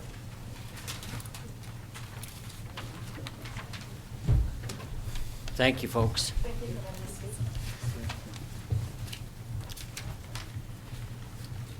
The last 2 weeks seem to have whipped by with a large number of key community events. It started with a highly successful Sadie fundraiser at Zia's. It was packed. The food was excellent as usual. I don't know the exact amount, but considerable funds were raised for Sadie through the silent and live auction and the contribution of the meal cost by Zia's. The live auction was held, led by our talented and exuberant Marty Van Alphen, who was our auctioneer. It was a fun and excellent event for Sadie. On Monday the 20th of April, I, along with several councillors, attended the excellent anti-bullying presentation at the Lakeside in Penticton, given by Barbara Coloroso. It's a terribly difficult problem and not easily solved. This woman has spent a great deal of time working with parents and others to make sure and deal with these sorts of issues, but it's obvious that it's not going to be easily solved. As most of you know, last week was Earth Week. Busy probably does not really cover the number of events very adequately. I believe there were at least 11 events. My wife Claire and I attended the taking out of the olives event at Park, which is an invasive species that has run rampant throughout the Okanagan. I was lumberjack for a moment with Don Gayton as we got on a large crosscut saw to fake our way through cutting a tree down. So that was kind of fun, actually. In addition, I attended the Philosopher's Cafe. Henry Michaels, a First Nations knowledge keeper, presented, as did our own Don Gayton, a biologist and writer. In addition, Trails BC held their AGM at the IOF Hall. Representatives from around the province were there. I was pleased to be able to make the introductory remarks welcoming the conference to Summerland. Unfortunately, on a more somber note, our longtime employee at Public Works, Gary Williams, passed away recently. The celebration of life will take place tomorrow at the Providence Funeral Home at 10 a.m. Also, April 28th has been designated a National Day of Mourning for workers, families, employers, and others to come together to remember those who have lost their lives on the job. So we'll be thinking of people tomorrow in that note. That's my report. Thank you, Mr. Mayor. Next, we have the CAO's report. Just a very brief report this week again. I've continuing my meetings with staff, being introduced to the different initiatives that the district has. I've had the opportunity to meet with a number of residents over a few issues so far. Tomorrow we have a meeting with the Trail Society and the Tested Humanity and the ATV users. And we've been working with Fortis BC since we last talked to bring that forward to council next meeting. So that's my report. Thank you. So, do we have any unfinished business, Corporate Officer? Not tonight. No? Correspondence? No, Mr. Okay, Mayor. thank you. So that leads us up to Development Services reports. Yes. Our first Development Services report is 14.1, Official Community Plan Amendment the Urban Growth Strategy, and I will refer that to our planner. Thank you. Thank you, Mr. Mayor. There's a long history with this particular application. The process of reviewing Summerland's urban growth strategy began in February of 2013 with a final report presented to Council December 9th of 2013. Staff were directed to prepare an amendment to our official community plan based on that report, which proposed an ALR land exchange. That bylaw eventually received third reading. Applications were forwarded to the Agricultural Land Commission. And then a new council was elected in November and directed staff to preserve the existing boundary, and the applications to the ALC to both include and exclude land were withdrawn. And then a select OCP review committee was charged with looking at the OCP amendment and making adjustments to that. And so I'd just like to say that there's been sufficient public process undertaken to make some informed decisions to the amendment that was proposed. The community was certainly heard with respect to the preservation of farmland, and the urban growth boundary in this revised amendment reflects the wishes of the electorate. The document still includes the demographic updates and other changes unrelated to the growth strategy. Specific changes that have been made to the urban growth strategy as a specific result of the OCP steering committee are shown here on the slide. And first of all, the yellow on the slide is our existing urban growth area. The red boundary there was the first proposal, the focus of the amendment, and it shows two areas of ALR in the Quinpool, Barkwell, and the Barkwell Cook area. And the new proposal takes those out, so the proposed urban growth boundary now is shown in green. So the ALR has been taken out, and a smaller portion of the Victoria Road area has been taken out, or has not been taken out. So the green is where we're headed now. The Deer Ridge area can be added in once sewer service is provided. which was in the original proposal. So the revisions essentially remove 2 ALR areas from the proposed urban growth area and removed a smaller portion of the Victoria Road South area. What remains unchanged from this amendment is the guiding principles that essentially drafted it, which identifies that the urban growth area is where additional growth and density is supposed to go. The urban growth area does not include industrial development. The urban growth area does not have to include land-intensive uses such as golf courses, ski hills, or similar recreational uses. And the urban growth area will not affect existing zoning rights if you find yourself outside of the boundary but are already zoned. Also, what remains unchanged with this amendment is that the Summerland Hills Golf Resort designation is being removed. The Hunters Hill area is being removed. The Jersey Lands neighborhood plan designation is being removed. And the Deer Ridge area is removed, but it will be added back in if sewer is extended, and the Crescent Beach area is removed. So essentially this changed or revised urban growth area is still 50% of its former area, reduced from 1,268 hectares down to 680. It does provide growth for 10 plus years into the future. There is no impact on the ALR with this proposal, and it is, we believe, supported by comprehensive public process. So there's our existing urban growth area, and there is what we're proposing with this amendment. There are a few mapping changes that come along with this, which are unchanged from the original proposal. And essentially, the blue hatched area on the screen there is the Summerland Hills Golf Resort designation on our official community plan. That is being proposed to change to open land. The portion immediately north of what we call Highway 40 or the Summerland Princeton Road is being proposed for agricultural use, and the remaining portion on the south side of that road is being proposed for resource industrial. The other change to the map is the Jersey Lands Neighborhood Plan, which was prepared back in 2000 and has never been acted upon. Could and you is indicate that area, please? That's the blue hatching here. Okay, thank you. That area is also reverting back to open land. So those are essentially the changes that are recommended by the Select Committee and recommended by staff. Thank you. Questions by council of staff, please. Councillor Carlson. Before we decide to put land out in North Prairie Valley as agricultural, would it be prudent to have a proper study done on what the ag capability of that land is? As I understand, it hasn't been done on the entire piece, just on portions of it that were formerly in the ALR. Mr. Mayor, we certainly could. There is expense involved in that, and at this point, the district is undergoing a significant expense to have an environmental assessment done on that property.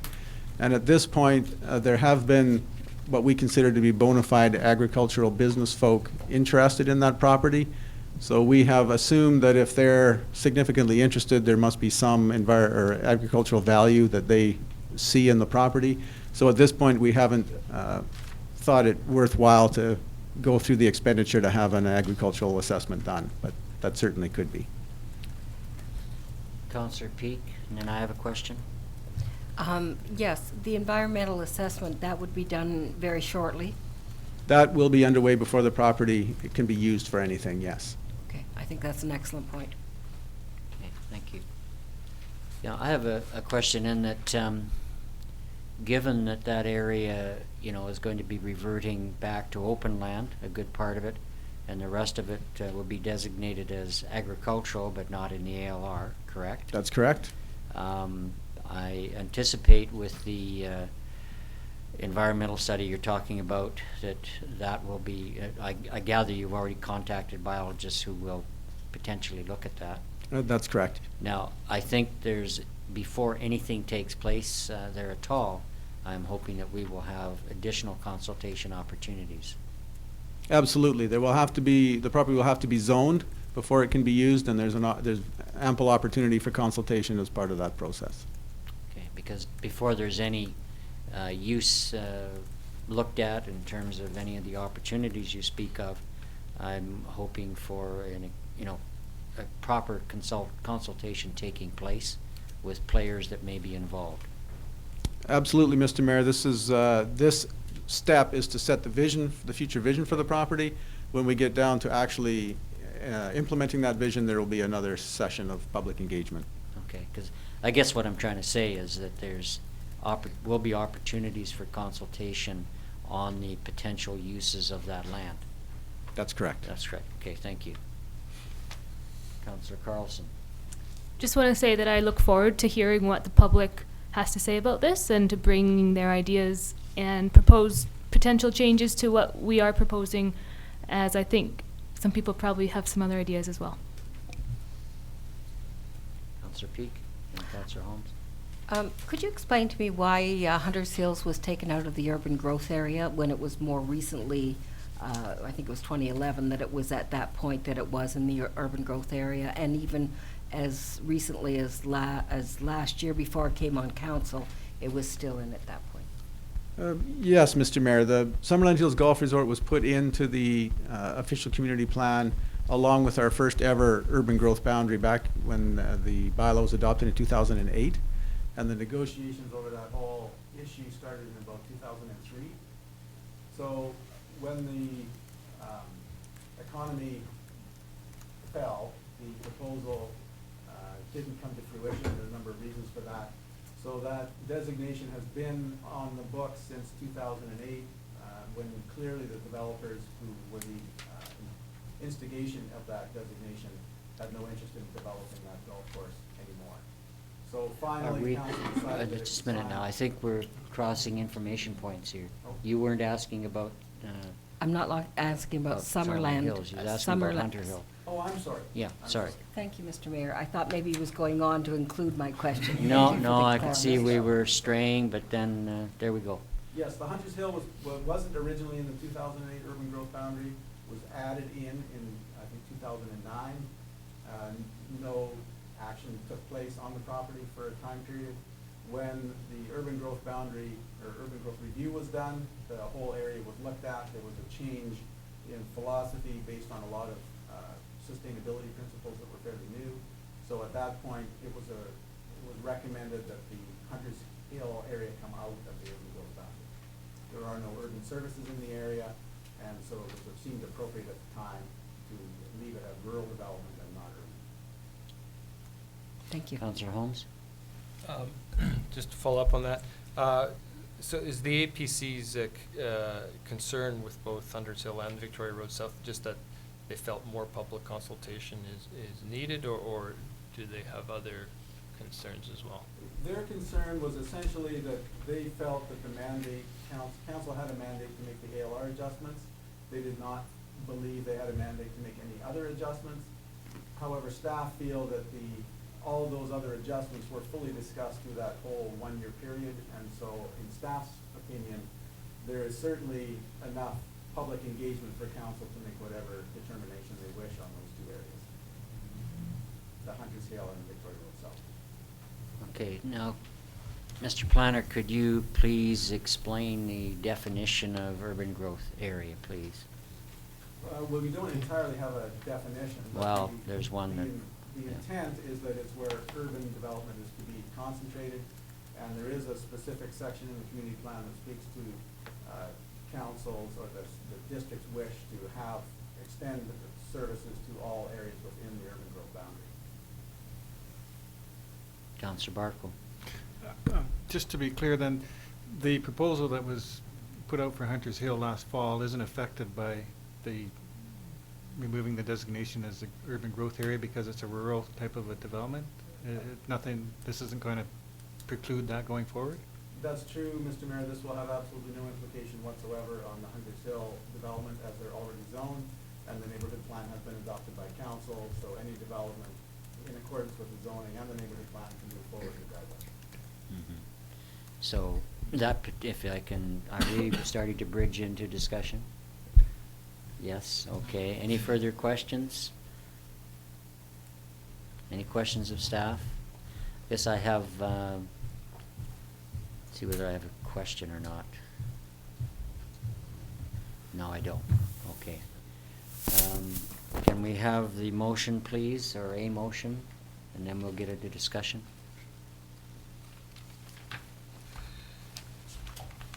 going to read it? Somebody can.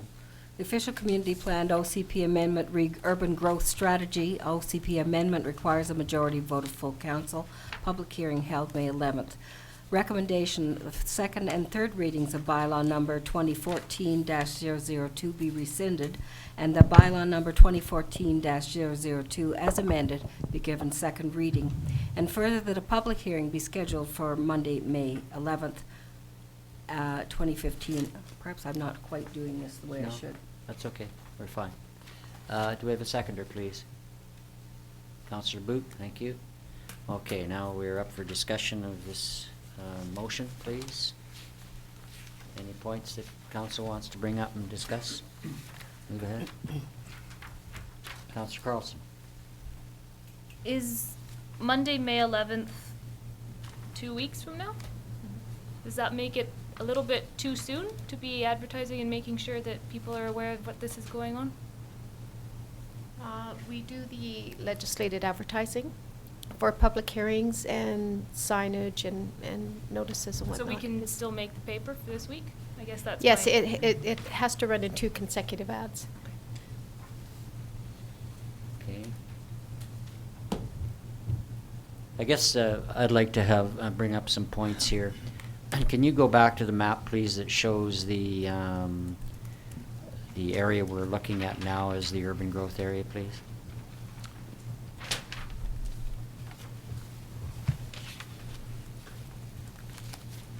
Okay.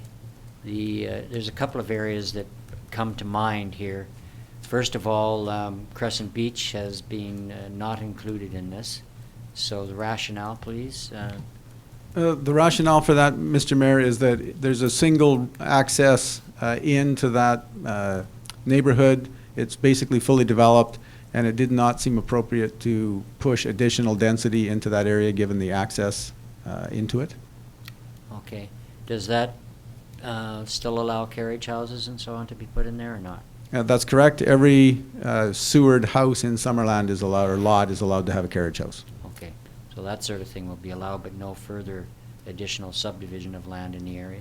Mr. Mayor, subdivision could of be- land, if it could it? satisfies this the current zoning would be permitted, but no upzoning to multifamily would be permitted. So it's basically built around the access situation with respect to emergency situations and so on for the area? That's correct. Yeah, okay, thank you.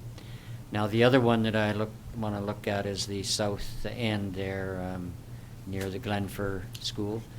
Do you have a map that you can bring up the a more detailed situation there with respect to the Cedar Heights, et cetera? I'm afraid I don't. So you can't access our GIS there? If you'll give me a moment, I can. Pardon me? Yeah, okay, just say. Anybody else like to bring up anything, to discuss while the planner's searching for my request? Councillor Carlson? So, if Funny we're, enough. if we're having a potential public hearing on May 11th, and that is the opportunity for people to come and tell us what they think, and after that, we can't take any more information from anyone, is there a need then before May 11th to have a discussion with Penticton Indian Band about proposed changes to our official community plan? I think that it might be at least prudent to ask in an official capacity, because it will, I mean, regardless of, we're taking away some of that and bringing it closer to town, but it does still affect an overall, the overall plan and the overall appearance of what we're doing here. So just something for us to think about. Thank you. Anything else, Mr. Planner? Have you got anything for me? On this? Yeah. Yes, this is the detailed mapping showing the proposed change in the Victoria Road South area. You can see this is our industrial park immediately to the north of that. And this little piece of the urban growth boundary shows the Rock Garden Estates development. Okay. So the Cedar Avenue area is that block of green there, right? Cedar Avenue, yes, is Just along here. adjacent to the... That's Cedar Avenue Right, there. right in there. Yeah, but the block of green adjacent to the industrial area, that's all housing and Yes, that's the Right, Pollock okay. Pierre Yep, exactly. area Okay. that is sewered, yes. My point of bringing that up is that the sewer line goes through the industrial area. It bridges the industrial area into that Pollock Terrace area up to the end point is at Glenford. That's correct. The And endpoint. then there's a private sewage system that services, what is it, Sedona Heights? That's correct. And they pump up to our sewer point? Yes, they do. Okay. So that is an explanation that, a rationalization or whatever of that green space being there. So, you know, we don't anticipate ever putting sewer down South Victoria, but the subdivisions that are already hooked up in the industrial area, the Pollock Terrace, et cetera, Glenford, offers opportunity for a similar sort of situation that's existing at Sedona Heights to pump up to our endpoint of the sewer line, correct? That's correct. So that's the rationale there for leaving that as a potential for some development. And if anybody had any, you know, questions about that, that's why that was done. And so there's an extension of that Cedar Heights area and the Glenford area is what it comes down to. CAO, you have a question or comment? Okay. Any further questions at all? Okay. We've got the motion. We'd like to vote on the motion, please. All in favor? Thank you. Motion is carried. Thank you. So we're going ahead to 14.2. Yes, Corporate Mr. Officer. Mayor. 14.2 is a development variance permit application for 7706 Hagan Avenue, and I will refer that to our planner. Thank you, Mr. Mayor. This is for an application, as was mentioned. It's, the property is a large residential lot located in the Crescent Beach neighborhood. The application, property is zoned RSD1, which is our single-family residential neighborhood. The application is to, well, the application is to create a larger carriage house than the bylaw permits. The development is to demolish the house that's there, construct a new house with a carriage house garage combination in the backyard. The carriage house exceeds the maximum allowable size in our zoning bylaw, which is 60 square meters, and so the applicant would like to construct a larger one.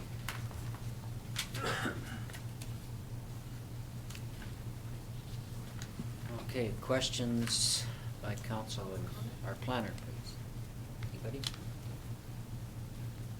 Councilor Barkle? This is an RS. Excuse Oh, me. I'm sorry. Mr. Mayor, we can afford the public an opportunity to Oh, comment that's on this correct, too. matter Yep. prior to council discussion. Okay. Thank you. You get first crack at it. Sorry about that. And yeah. Okay, have we, first of all, have we received any letters? Yes, related? Mr. Mayor, I have one, and it's from Mary Ann Smurl, and she is opposed to the development variance permit. She's concerned with the size Okay. of the carriage Thank you. house.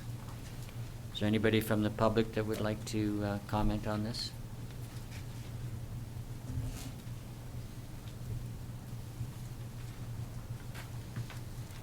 Mary Ann Smurl, 7718 Hagan Avenue. So I thought I would follow up my letter with just a few comments that I wanted to punctuate because I know council's had an opportunity to read the letter.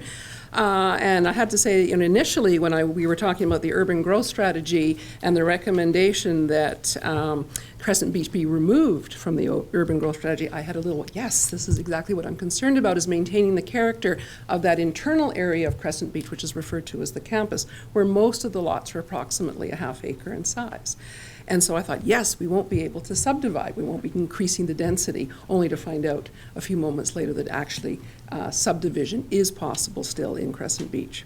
And I know that this particular piece of property was marketed as subdividable. So that would, again, add some weight to my concern that we are increasing the density. And although I know this is a carriage house and the setback is such that on the surface right now it looks like it cannot be subdivided, I can't help but worry much like the mayor did with the concern about future owners with the previous application around the dog situation.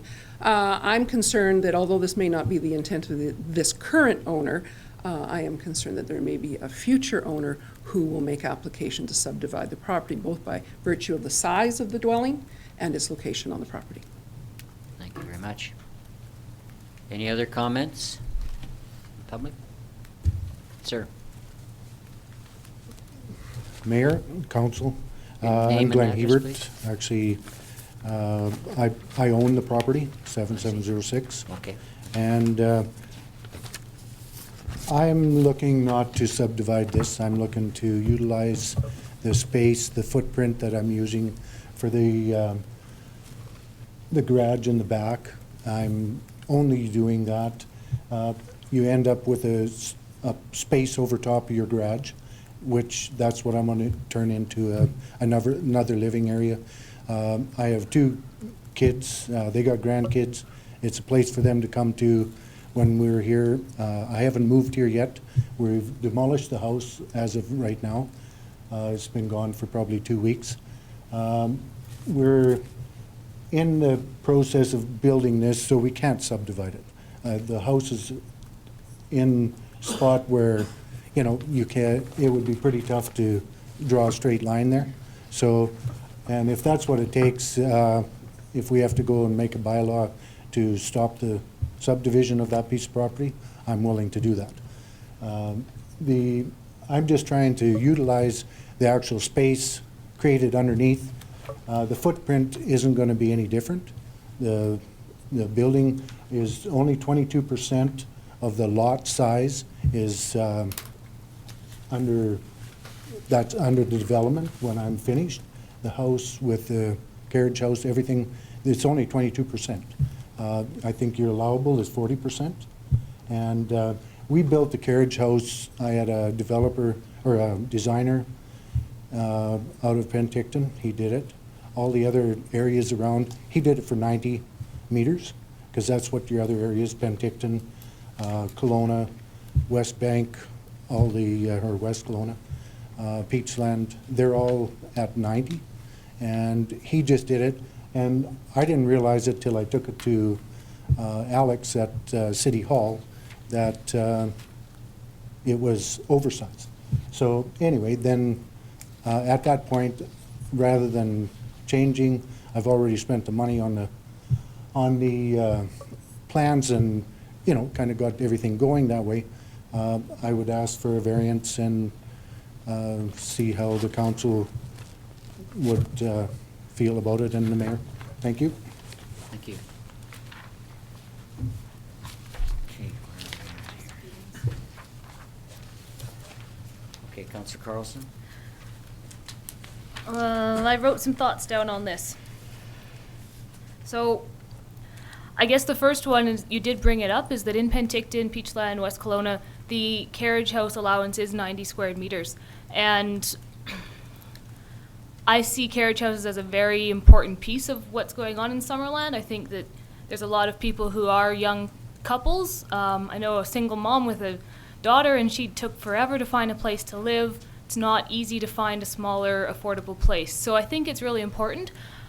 But I also feel like we can't start throwing variances out there, and perhaps we should start talking about amending our bylaw for carriage houses to make it equal what happens in the rest of the valley. Councillor Barkle. My questions have sort of been alluded to already. It's RDS 1. If I remember that, like, RDS 1 is 460 square meters minimum. That's correct. And this is about 2,000 square meters. That's correct. So the proponent could subdivide this property if he wanted without any requirement for approval from council. That's correct. And he could put 2 houses there, no, you know, a second house much bigger than the carriage house there if he just simply subdivided and decided to do it that way? That's correct. So if council was to disallow this application, he could still get his carriage house by subdividing and that way, or even something bigger. under our current regulations and bylaws. Possibly, that's correct. Yeah, there'd be nothing, no barriers.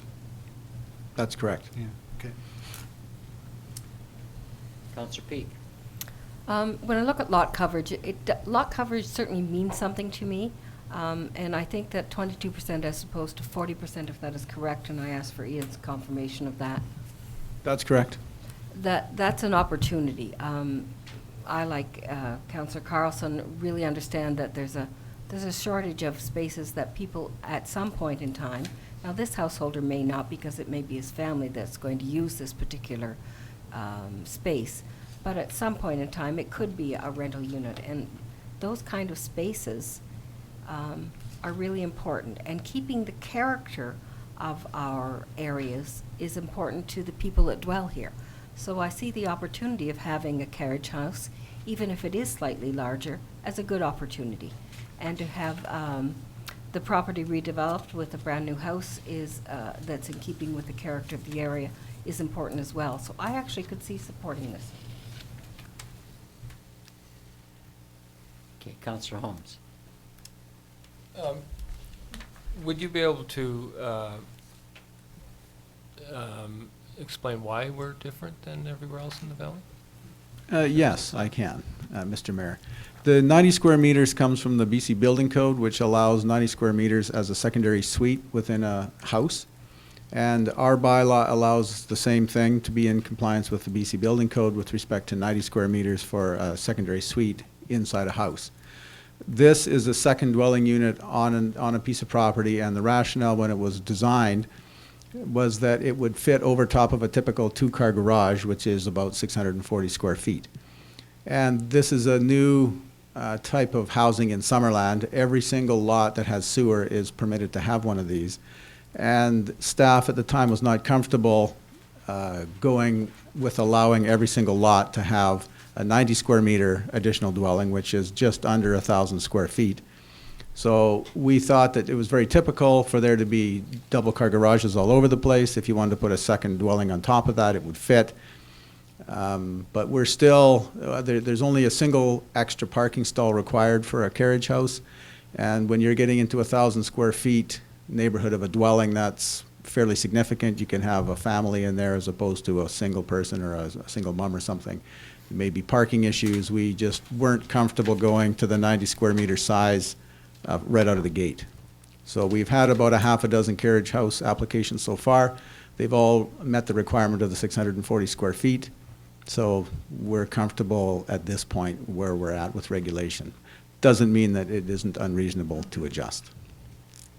I have a question. If anybody else, do you have a question, Councillor Booth? No. So the 90 square meters that is allowed in other municipalities those are for carriage houses or for their in-site or suites? Mr. Mayor, they're both. What they've done most other places, it says if we're going to allow 90 square meters for a secondary suite, we might as well just allow 90 square meters for a carriage house, and then there's less argument. I see. Okay. Right now, our bylaw says that we're keeping to this, our existing carriage house definition. But with this particular, it's not just a small variance. We're talking 28% larger than we allow, correct? That's correct. Thank you. Okay, yes. Councillor Holmes, yes. And how long has it been, when did we bring the initial bylaw, and have we had enough time to kind of assess it? Mr. Mayor, it's probably been, I'm guessing here now, I think 2011, 10 or 11 is when the zoning bylaw was redone. So, but it took probably 2 or 3 years before we had our first carriage house application. It takes a while for these things to get into the system, get some traction. So we've only been issuing permits on carriage houses, I would say, for 1.5 years, maybe 2 years. Mm-hmm. Yeah, if I remember correctly, there was very little uptake on suites within homes for that purpose, and the carriage house seemed like a good option to provide a separated dwelling, but something similar in terms of it being not a regular home, but a smaller dwelling that would meet some needs for that amount of space. Any other questions of staff before we go ahead with any motions? Councillor Peak? I appreciate the explanation of how we got to arrive at the square footage that is in the bylaw. And certainly, depending on the size of the lot, a two-car garage would be a very appropriate carriage house size. I see the size of this lot as allowing an opportunity for that larger carriage house to possibly exist. So that's the purpose of a variance, is to look at each site in particular, and I think that this particular site allows that opportunity. So I'm pleased the gentleman brought his plans to us, and that we have a chance to have this discussion, because we're new at having this discussion. Councillor Barkwell? I'm not sure if we're supposed to be just asking questions or into discussion. Right now, yes, just questions, and then we'll be moving into. Okay. Yeah, I'm we're sorry, getting I we're getting too past tend to it. get mixed up. Okay, Having now done it's it other ways. we're probably now due to bring the motion forward. Somebody would do that, please, just as presented, or if you have a variation of the motion. Councillor Holmes. I'd like to bring the motion forward as presented. Okay, thank you. Seconder, please. Councillor Trainer. Okay, now we're open for discussion. So we were bridging into it anyway. Councillor Barkwell. I just wanted to add my comments to Councillor Peaks, and that I think that the size of the lot is entirely relevant in this case. A variance for a quarter-acre lot in the downtown area would be a far more difficult thing for me to approve than a half-acre lot in a neighborhood of half-acre lots, particularly given the fact that it's actually much less than he could do entirely without seeking any additional variances from the municipality for that, just by simply getting a subdivision. The other thing is the way this motion reads, to support the application, we would have to vote against the motion and then have another one that says we approve the variance. Is that correct? Yeah, essentially what you've done is all you've really done is brought this motion forward. And if you actually would be happier with a different motion, you have to, if I'm not mistaken, we have to vote on this motion. It is either accepted or as presented, which is a denial. And if that's the case, if we turn down and do not do the denial, then we're looking at a new motion to deal with the issue.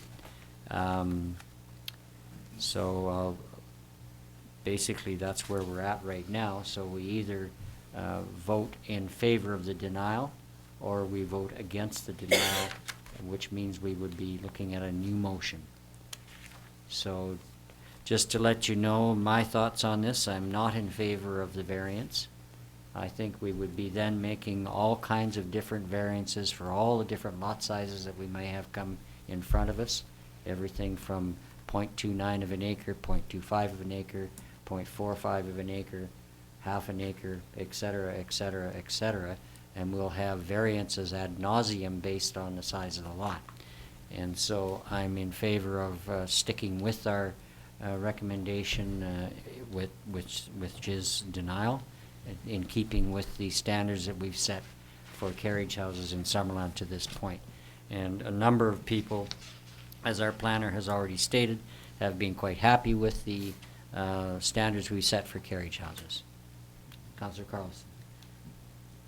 I agree with you in some regard, but I also feel like there's a whole house to be built down there, and perhaps in the time over the next couple of months we can actually have the conversation about if we need to be changing our bylaw, because I think that this should go forward, but I don't think we should offer it as a variance. I think that it needs to, it will just continue to come up, and we'll have this conversation over and over again over the next few years if we don't just do it and make that decision right now. We'll see where that leads us. Councillor Holmes. Yeah, I'm kind of similar minds. This is kind of like the dogs on Johnson Street there, dilemma for me. I sympathize with proponent. I think that his architect should have known that Summerland isn't necessarily the same as Penticton. We're always trying to tell Penticton that we're not the same. So I think I'd have I think I'd have to support this motion, but I would hope that, that he'd be able to design it in such a way where such a time when it's reviewed and we have better experience with carriage houses, that he might be able to add on later, at a later time. Yeah, I think I'd like to interject, Councillor Pete, just before. I think, what we're being asked to do is to okay a variance based on somebody else's mistake. And, in essence, the plans were drawn up for this carriage house based on other municipalities' bylaw requirements. Obviously, Summerland's bylaw requirements were not examined prior to looking at the design for this carriage house. So instead of getting new plans drawn up, the proponent has decided to bring to bear the bylaws of other communities to apply in Summerland. And so right now, I'm sticking with our bylaw as it stands. And if we need to review things down the road, well, then that's fine. But this is what we're dealing with right now, is this variance for this situation on this lot, discussing whether we are looking at a potential subdivision, perhaps, of which he may have done. He probably could have presented that. But it's what we're dealing with is this variance for this situation. To bring in other arguments about we should allow this because he could have subdivided anyway, is not an argument that, in my mind, pertains to this particular discussion on the variance. Councillor Peak, and then I would like some clarification from our CAO, please. Thank you, Mr. Chair. This is land use. A proponent could come forward with a drawing or without a drawing. So the fact that it happens to be a larger drawing than what's allowed is an opportunity. This is a larger lot. Variances are an instrument for land use planning. They aren't an intervention. They are an instrument for our community to use, and that's why we have them.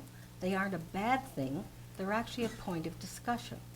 So as I said, I think that this lot, because of the size of it is, that the opportunity for a larger carriage house is a legitimate request. I don't care whether the drawing came forward for whatever reason.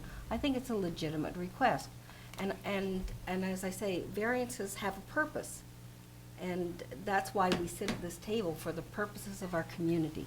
So it's not an intervention, it's not a bad thing. Variances have a purpose.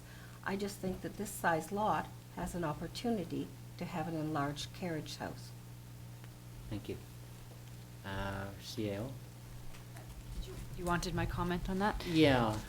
I do agree that... I guess what I'm asking for, CAO, here is a clarification on what we're dealing with. We are dealing with a particular issue and a variance under our bylaw for carriage houses. You are. However, I do have to agree that it's the discussion that council is having is a good discussion, okay. and that it's fair enough to look at the size of the lot or the reasons for it coming forward. It's not. It doesn't have to stay isolated. It's a good discussion in the pro side and the negative side. So I wouldn't be concerned on that discussion. That's good. No, I'm glad I asked you for your clarification. Councillor Barkwell. The reason that this came forward, because he wasn't aware of the regulations in Summerland, doesn't really mean much to me. What it has done is it has identified a shortcoming in our bylaws, and these shortcomings or unique situations because of topography or whatever the reason are dealt with through variances. And I think that because this is being identified as something that most of the council agrees that, hey, maybe we should break it down into two types of things. Lots of half acre can have one size, and lots of a quarter acre only, 60 square meters. It makes sense. And so to prevent this one, because you're going to do it later, just doesn't add up for me. It's identified a problem. I think we can fix it right now and then deal later with something that will prevent further applications, because we all kind of feel that it does make sense. Okay. Okay, okay, well, are we prepared to vote on this particular motion that's being brought forward? So you understand, everybody understands what you're doing with this motion? That voting... That's, if we Okay. vote, we vote to, To deny. It would Okay. deny. Okay. And then we have a So different all in opportunity. favor of this particular motion, which is to deny the variance?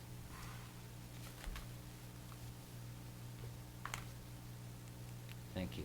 I have trouble So making that this particular impossible. motion is defeated, and we'll be looking at a new motion. Okay? I'll move that motion. Okay, well, you have to prepare a motion right now. Right now. I move that the request for a development variance permit to vary section 7.4.1C of the zoning bylaw to increase the maximum gross floor area of a carriage house from 60 square meters to 77 square meters be approved for the residents at 7706 Hicken Avenue. Thank you. I'll second that. Second, thank you. Okay, thank you. So in addition to this, I think we need to direct or get some staff input in the future. Direct staff is the right term, I think, to look at opportunities to change our bylaw regarding carriage houses, or at least review them at this point based on lot size potentially. But that discussion needs to begin, I think.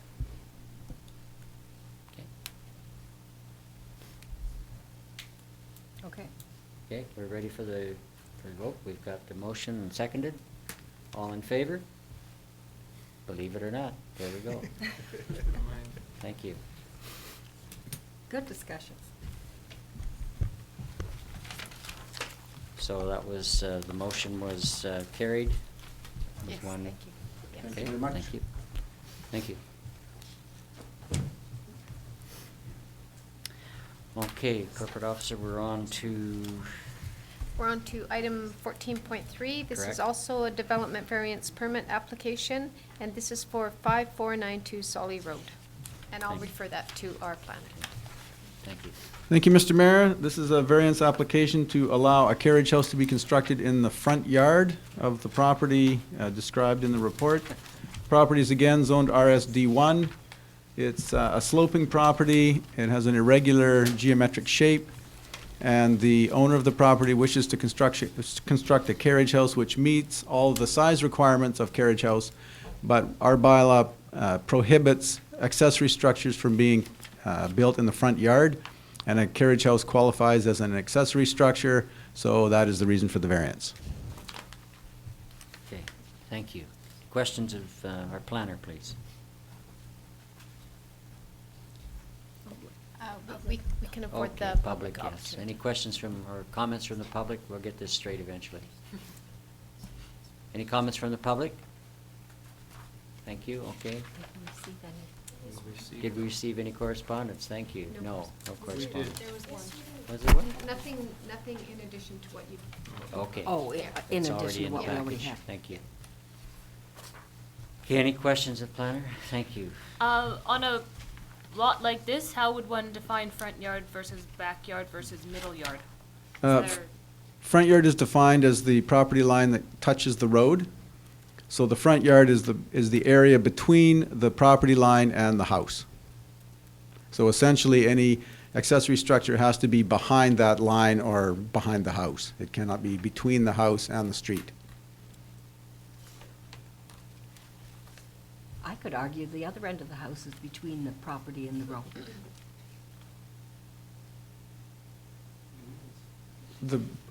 The area between the front property line, which is the one that touches the road, and the west side of the house, which is the closest wall of the house to the street, and the area between the two is defined as the front yard.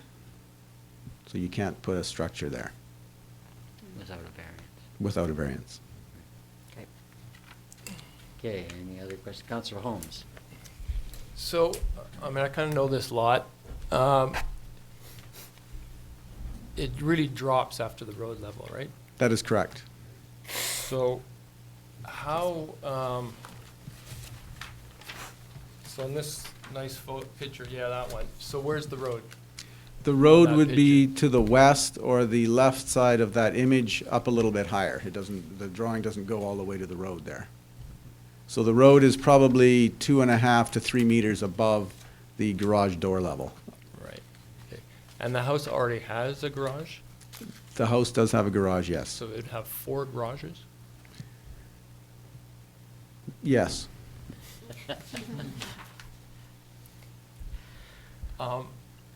Do we have height limitations in that part of town? We do. The height limitation for all RSD1 zone properties is 2 stories or 9.5 meters. The same for carriage houses? Carriage houses, I believe, are 7.5 meters, but I might have to check that. This one does comply with all the other regulations, except it's located in the front yard. And houses that block people's lake views, do we take that into consideration when you're looking at these applications? There is no regulation regarding that. However, when you're asking for a variance, council can determine whatever criteria they wish to, but there is no regulation regarding view protection. Councillor Peak. With the slope on the property, is there really an opportunity to put it in the backyard? Is it precluded because of the slope on the property? There's a slope issue. There's an extremely steep slope in this location here, and there's geotechnical concerns, and with the narrowness of the lot as it comes to a point, it would be difficult to meet the setback requirement and put a carriage house of the bylaw size in the backyard. Any other questions, staff? Anything further, Councillor Peak? No. Okay. Just trying to figure it out. Okay. Okay, we're ready for the motion then and for discussion. Okay. Will Councillor present the motion, please? Or an alternative? Councillor Booth? Sure. 14.3? Yes. That a development variance permit to vary section 4.5.4 of the zoning bylaw to allow an accessory building in the front yard of the property be approved, and that the variance only apply for a carriage house developed in substantial conformance with the plans attached to the Director of Development Services report dated April the 27th, 2015, Schedule B. Thank you. Have a seconder, please? Councillor Peak? Any further discussion? Councillor Holmes? In recent in months, we've heard a lot about in Trug Creek and the character, people concerned about the size of their lots and that being the character of the neighborhood. In Lower Town, where I live, I'd say there's a different character of the neighborhood that people really value more than anything else, and that's their view of the lake. Tuscan Terrace, if I remember when that was built, they were pretty much forced to lower the ground to build, so people behind them wouldn't lose their view. And I think I see that part of town, people starting to lose respect for their neighbors in respect to view of the lake. And I think it's kind of leading to an arms race, where people need to build higher and higher, so they can see over top of the people in front of them who are building higher and higher. And this is what concerns me about this property, that it's building up and it could block the people's view. And if they're not comfortable, I don't know if we can figure out what the sight line is for the people across the street from them or not. But that's my concern. If the neighbors are concerned, are worried about that, and that's their only objection, it'd be a concern of mine, and it'd be my objection. And maybe if it's a garage that they already have, they already have a garage, and they're talking about adding 3 more garages. That's it's a convoluted way of saying that. I think we have to respect people's views of the lake in that part of town. Anything else? Councillor Barkle? The issue of views being blocked has been with us since I was a child in Summerland, and I can remember stories, and it just keeps on happening. I went down and had a look at this and thought, well, it doesn't look to me like it's going to block the view very much, but I was going to ask you, Councillor Holmes, since you live in the area, how much you thought it was going to block. I mean, it would block maybe a little bit directly in front, but there's to the north and the south, and I mean, I looked at it as well, and I try to figure that out, and it's really difficult to tell, you know, unless you're up at the people's house, I guess. You know, that's why I wish we had some sort of way of measuring that, you know, but just wish these people had talked to their neighbors and figured that out for themselves. Well, I guess Councillor Trainer, and then I've got a quick. May I ask how big this carriage house is going to be? The carriage house itself meets the 640 square meter requirement. Square meters? Or square foot, sorry. 60 square meters, 640 square feet. And in this letter that we received, the neighbor says there is a small building in front of the existing house already? Is that? That's, yes, that's this building right here. Do we know what that is? I do not. It's a shed? Okay. It's not very big. Okay. And it's just one story, obviously? Yes.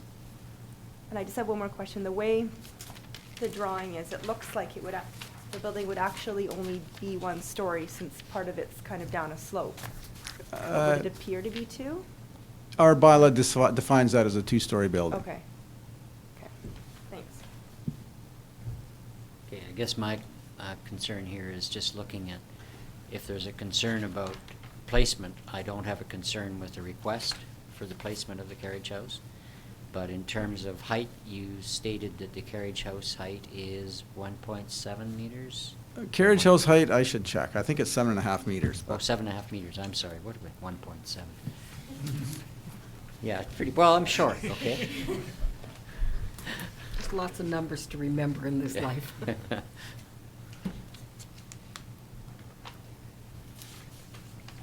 Could I say something? Yes, go ahead. I certainly understand what Councillor Holmes says in terms of the visual profile and the lake view, but you know, when I look at a good portion of Summerland, one of the things I notice is that very few of us have a lot of privacy on our lots in general because so many homes are above us, and it's a character where you live, so some things you sort of have to just sort of live with, and that sometimes your profiles do get a little in the way of your view, or you don't have as much privacy as you wish in your backyard or your side yard because you live on the hill or the steepness of. Yeah, thank you. That's a general comment. I think my thoughts here were, okay, what's the allowed what's the height of the house? What's it allowed? What's the height of the carriage house? And I think essentially you're seeing a lower profile of the carriage house. And certainly we get very concerned about sightlines when we're looking at high rises. We looked at not Trout Creek, but Lower Town a few years ago for one of the properties near the Rackets Club. And the concern there was sightline. The whole design of the complex was redone to accommodate sightlines for those folks above the hill, on the hillside. So, but with this, I can see for the levels we're talking about, sightlines would not be the highest priority for that. But I can see, you know, concerns where people do step up, and it's happened in other portions of Lower Town, as a matter of fact.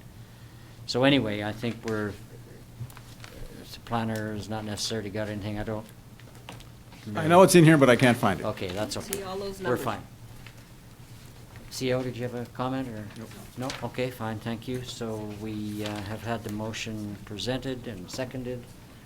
Now we'll ask for, call for the vote, please. All in favor? Motion's carried. Against? Thank you. Motion's carried. Corporate officer? Yep. Thank you, Mr. Mayor. So now we're on to 14.4. Yes, and this is a development permit for 17818 Matsu Drive, and I will refer that to our planner. Thank you, Mr. Mayor. This property is located on Matsu Drive. It is, there's a subdivision application on the property to create one new additional lot to cut off the existing house. The property is not within the ALR, however, it is adjacent to. The Property is zoned CR1, and the property is within the environmentally sensitive development permit area, so an environmental assessment is required to subdivide the property. The lot that is proposed is shown there in the white dotted line, and it has to be a minimum of 1 hectare as it's in the CR1 zone. There's the notation of the environmentally sensitive area. The environmental assessment is shown on the slide there. The red is the areas of most concern. Orange, second most. Yellow and green are of very little concern. So the recommendation is to issue the development permit subject to a covenant on the property that says it must be developed in accordance with this assessment. Okay. From the public, do you have any, I guess we don't have public comment at this one, right? Okay, questions? No. Questions by council of the planner, please? Councillor Barkle? Yes, there is in our package, or in the emails, a letter from a neighbor outlining what our requirements were for a buffer. Is that going to be incorporated into the requirements for this subdivision?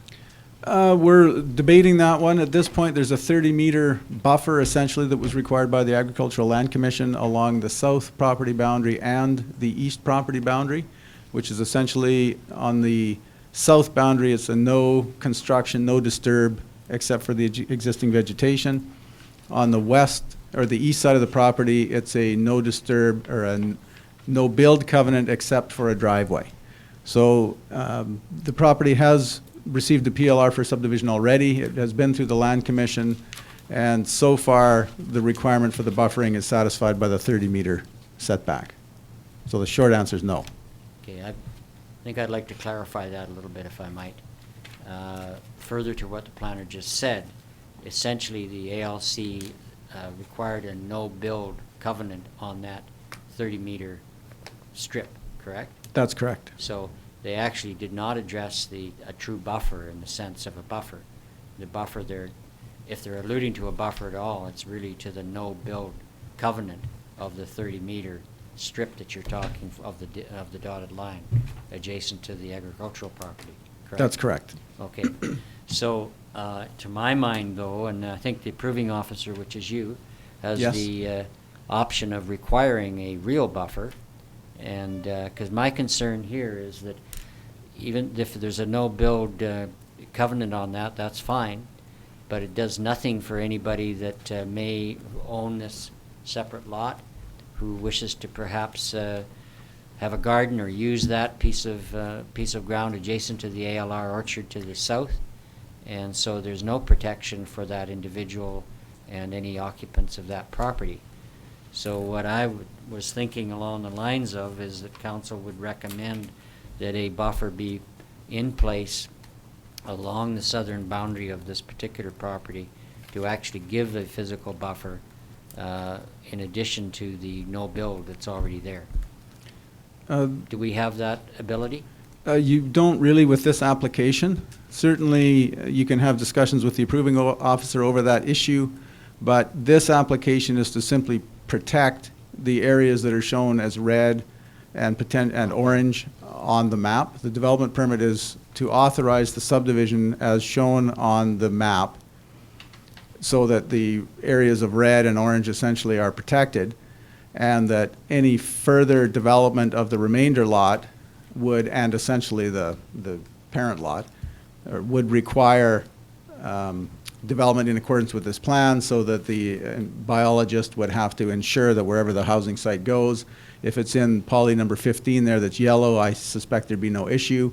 If they wanted to put it somewhere on the orange or certainly on the red, there would have to be some more correspondence with the biologist as to how to mitigate that environmental intervention. Councillor Barkle.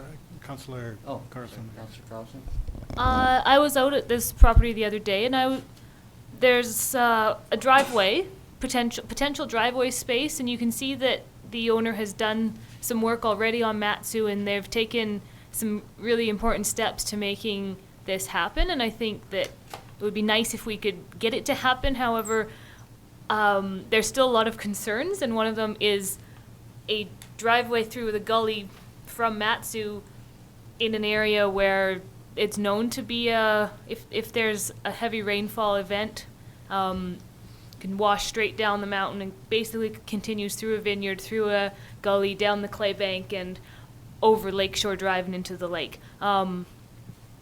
Potentially a problem once every 10 years. I mean, if you get 66 centimeters of rain in 20 minutes like they did that time, it could be a problem. So is there a way that you can engineer a driveway that will prevent a problem like that within what is being proposed? Or alternatively, is there a way to bring a road through Sumac Ridge?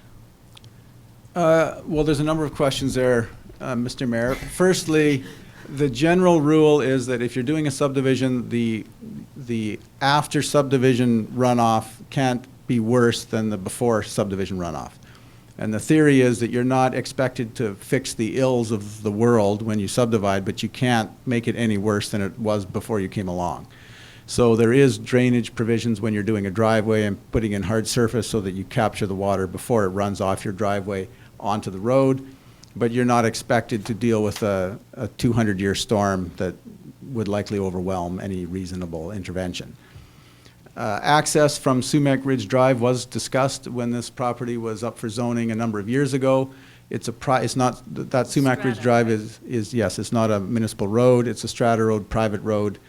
I believe there was some discussion with the owners at the time and nothing came of it. So that wouldn't provide reasonable fire protection, I don't think, for a lot in this location.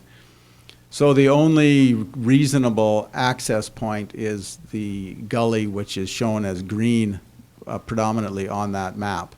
And that is where I believe the intent is to construct a driveway should somebody want to build a house on the north lot. I understand that at the moment they just want to sever off the existing house, sell that, and leave the remainder and maybe further subdivide it later, maybe not. We'll have to see.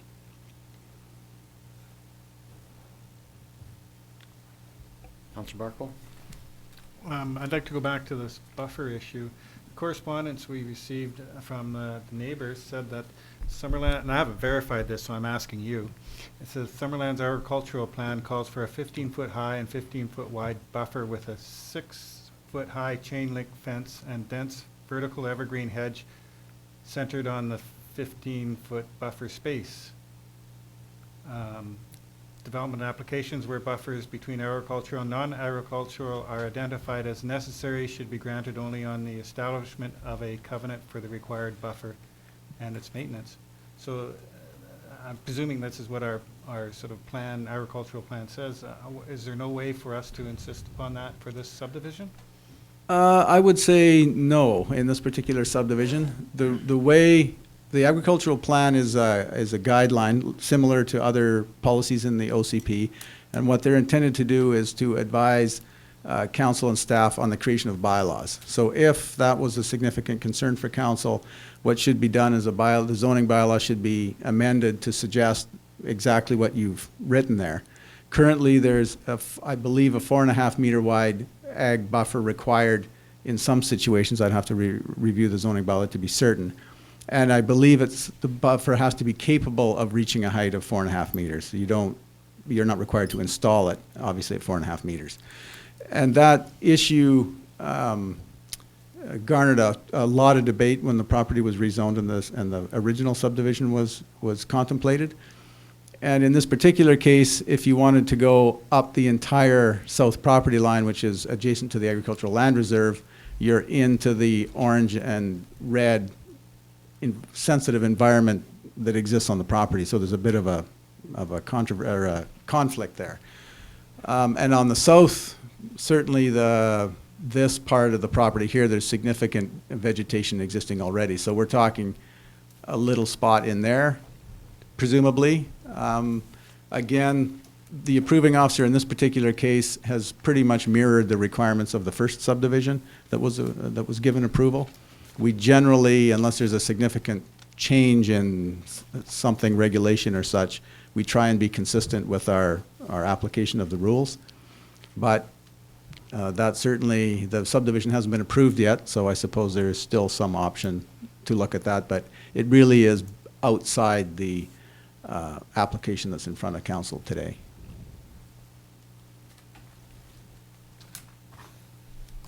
Okay, we finished with questions. Are we ready to look at the motion? Okay, Councillor Peak? That a development permit for Lot 25 DL 454 ODYD Plan 160 located at 17818 Matsu Drive be allowed to allow the property to be subdivided in substantial conformance with the plan attached to Schedule C, provided that a restrictive covenant is registered on the title of the property to ensure the site is developed in accordance with the environmental assessment provided in support of this application be approved. The seconder? Councillor Holmes? Any further discussion? Councillor Carlson? I think before, like, if we need to come to some sort of understanding about the concern of the agricultural neighbor, because it is a fair concern to have when you're established there as an orchardist, and now there's potential that someone could build or be right beside you. I think that if we can deal with that at this point in the application, we will be better off than trying to add it in later. It was stipulated in the ALC document, I believe. It would be great if we could see that document. I'm assuming you have it, but. I don't have it at my fingertips. We did review it today. There's two covenants. Both of them refer to the requirement for there to be no buildings within 30 meters of the south property line, which is this white dotted line follows that covenant area. So all the way along the south property line, you're prohibited from putting any buildings, any structures. You're allowed to maintain the vegetation that's there, and that's the ALC's requirement on the south.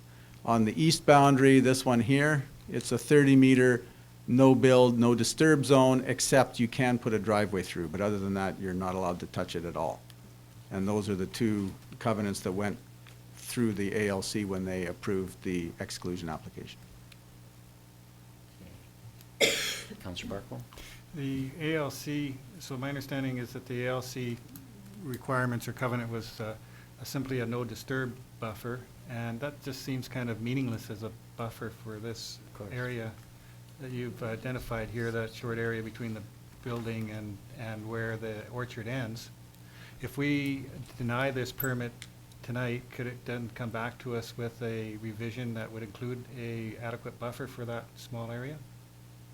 Could I speak to that as the one who has the We'll find out whether that's in order. Just a moment, please. CAO? You've got a motion on the table. Yep. It's typically not Okay. if you had unanimous vote of a procedure by law, unanimous vote of council, we could allow it. Okay. So does council wish to accept comment from the proponent's representative? Yes. Okay, motion to accept, all approved, okay, please.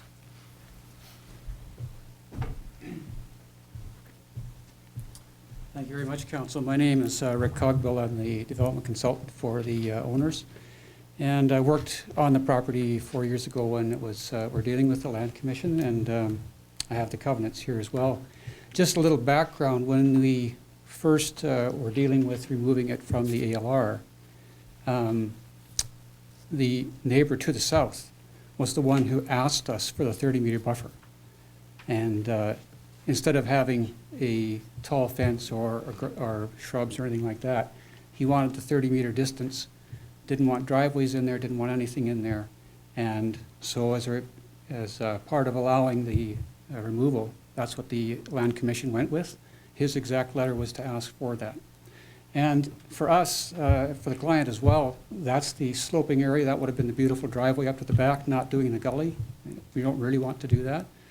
But driveways are not allowed there. And we've even looked into changing that and suggesting, what do we put a buffer there instead of having the 30-meter setback, which is 100 feet, which comes all the way to the house. And it's a very complicated thing to get that changed and to go that route. And so really the owner himself was the one that asked for that buffer. And so now for asking for a different type of buffer, it's kind of like chasing things around. So, again, I think I just want to encourage you to think that the motion we're dealing with tonight is handling the ESA area, which is what the development permit is for.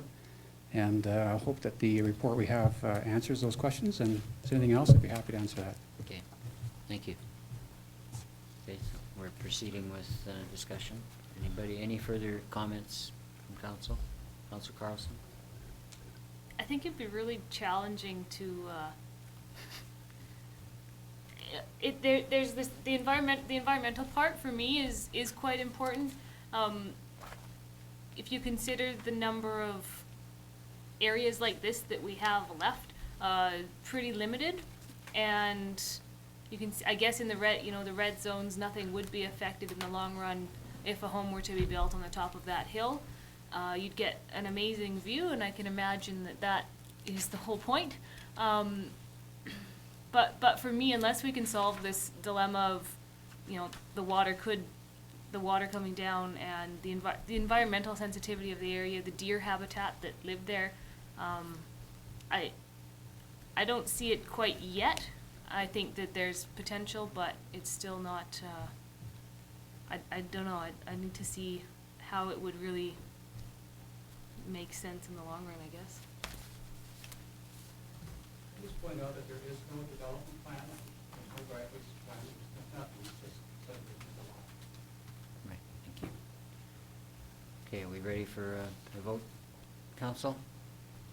Okay, we've got a motion and it's seconded. All in favor? Against? Thank you. Motion is carried. I'd like to get a short break and a recommendation from our corporate officer as to what we're doing with our timing issue here tonight. Do we need a motion to extend the meeting? Yes, if it goes past 10 p.m. Okay. And, yeah, if you want to recess this meeting to another date, Wednesday night, or just continue and. Well, what's council's wish? Plow on. I So we should would plow on, continue. not beyond 11, would be my suggestion. Okay. Yeah, not beyond 11. But we should be able to do things more quickly, but we do have that, a couple of things, Yeah, issues. I'll coming. need a motion. Yeah, I understand I'll that. put a motion on the table Okay. to extend our meeting time. Yep, okay. Seconder to extend the meeting time. Thank you. All in favor? Yes. We'll have a short break then, please. That's kind.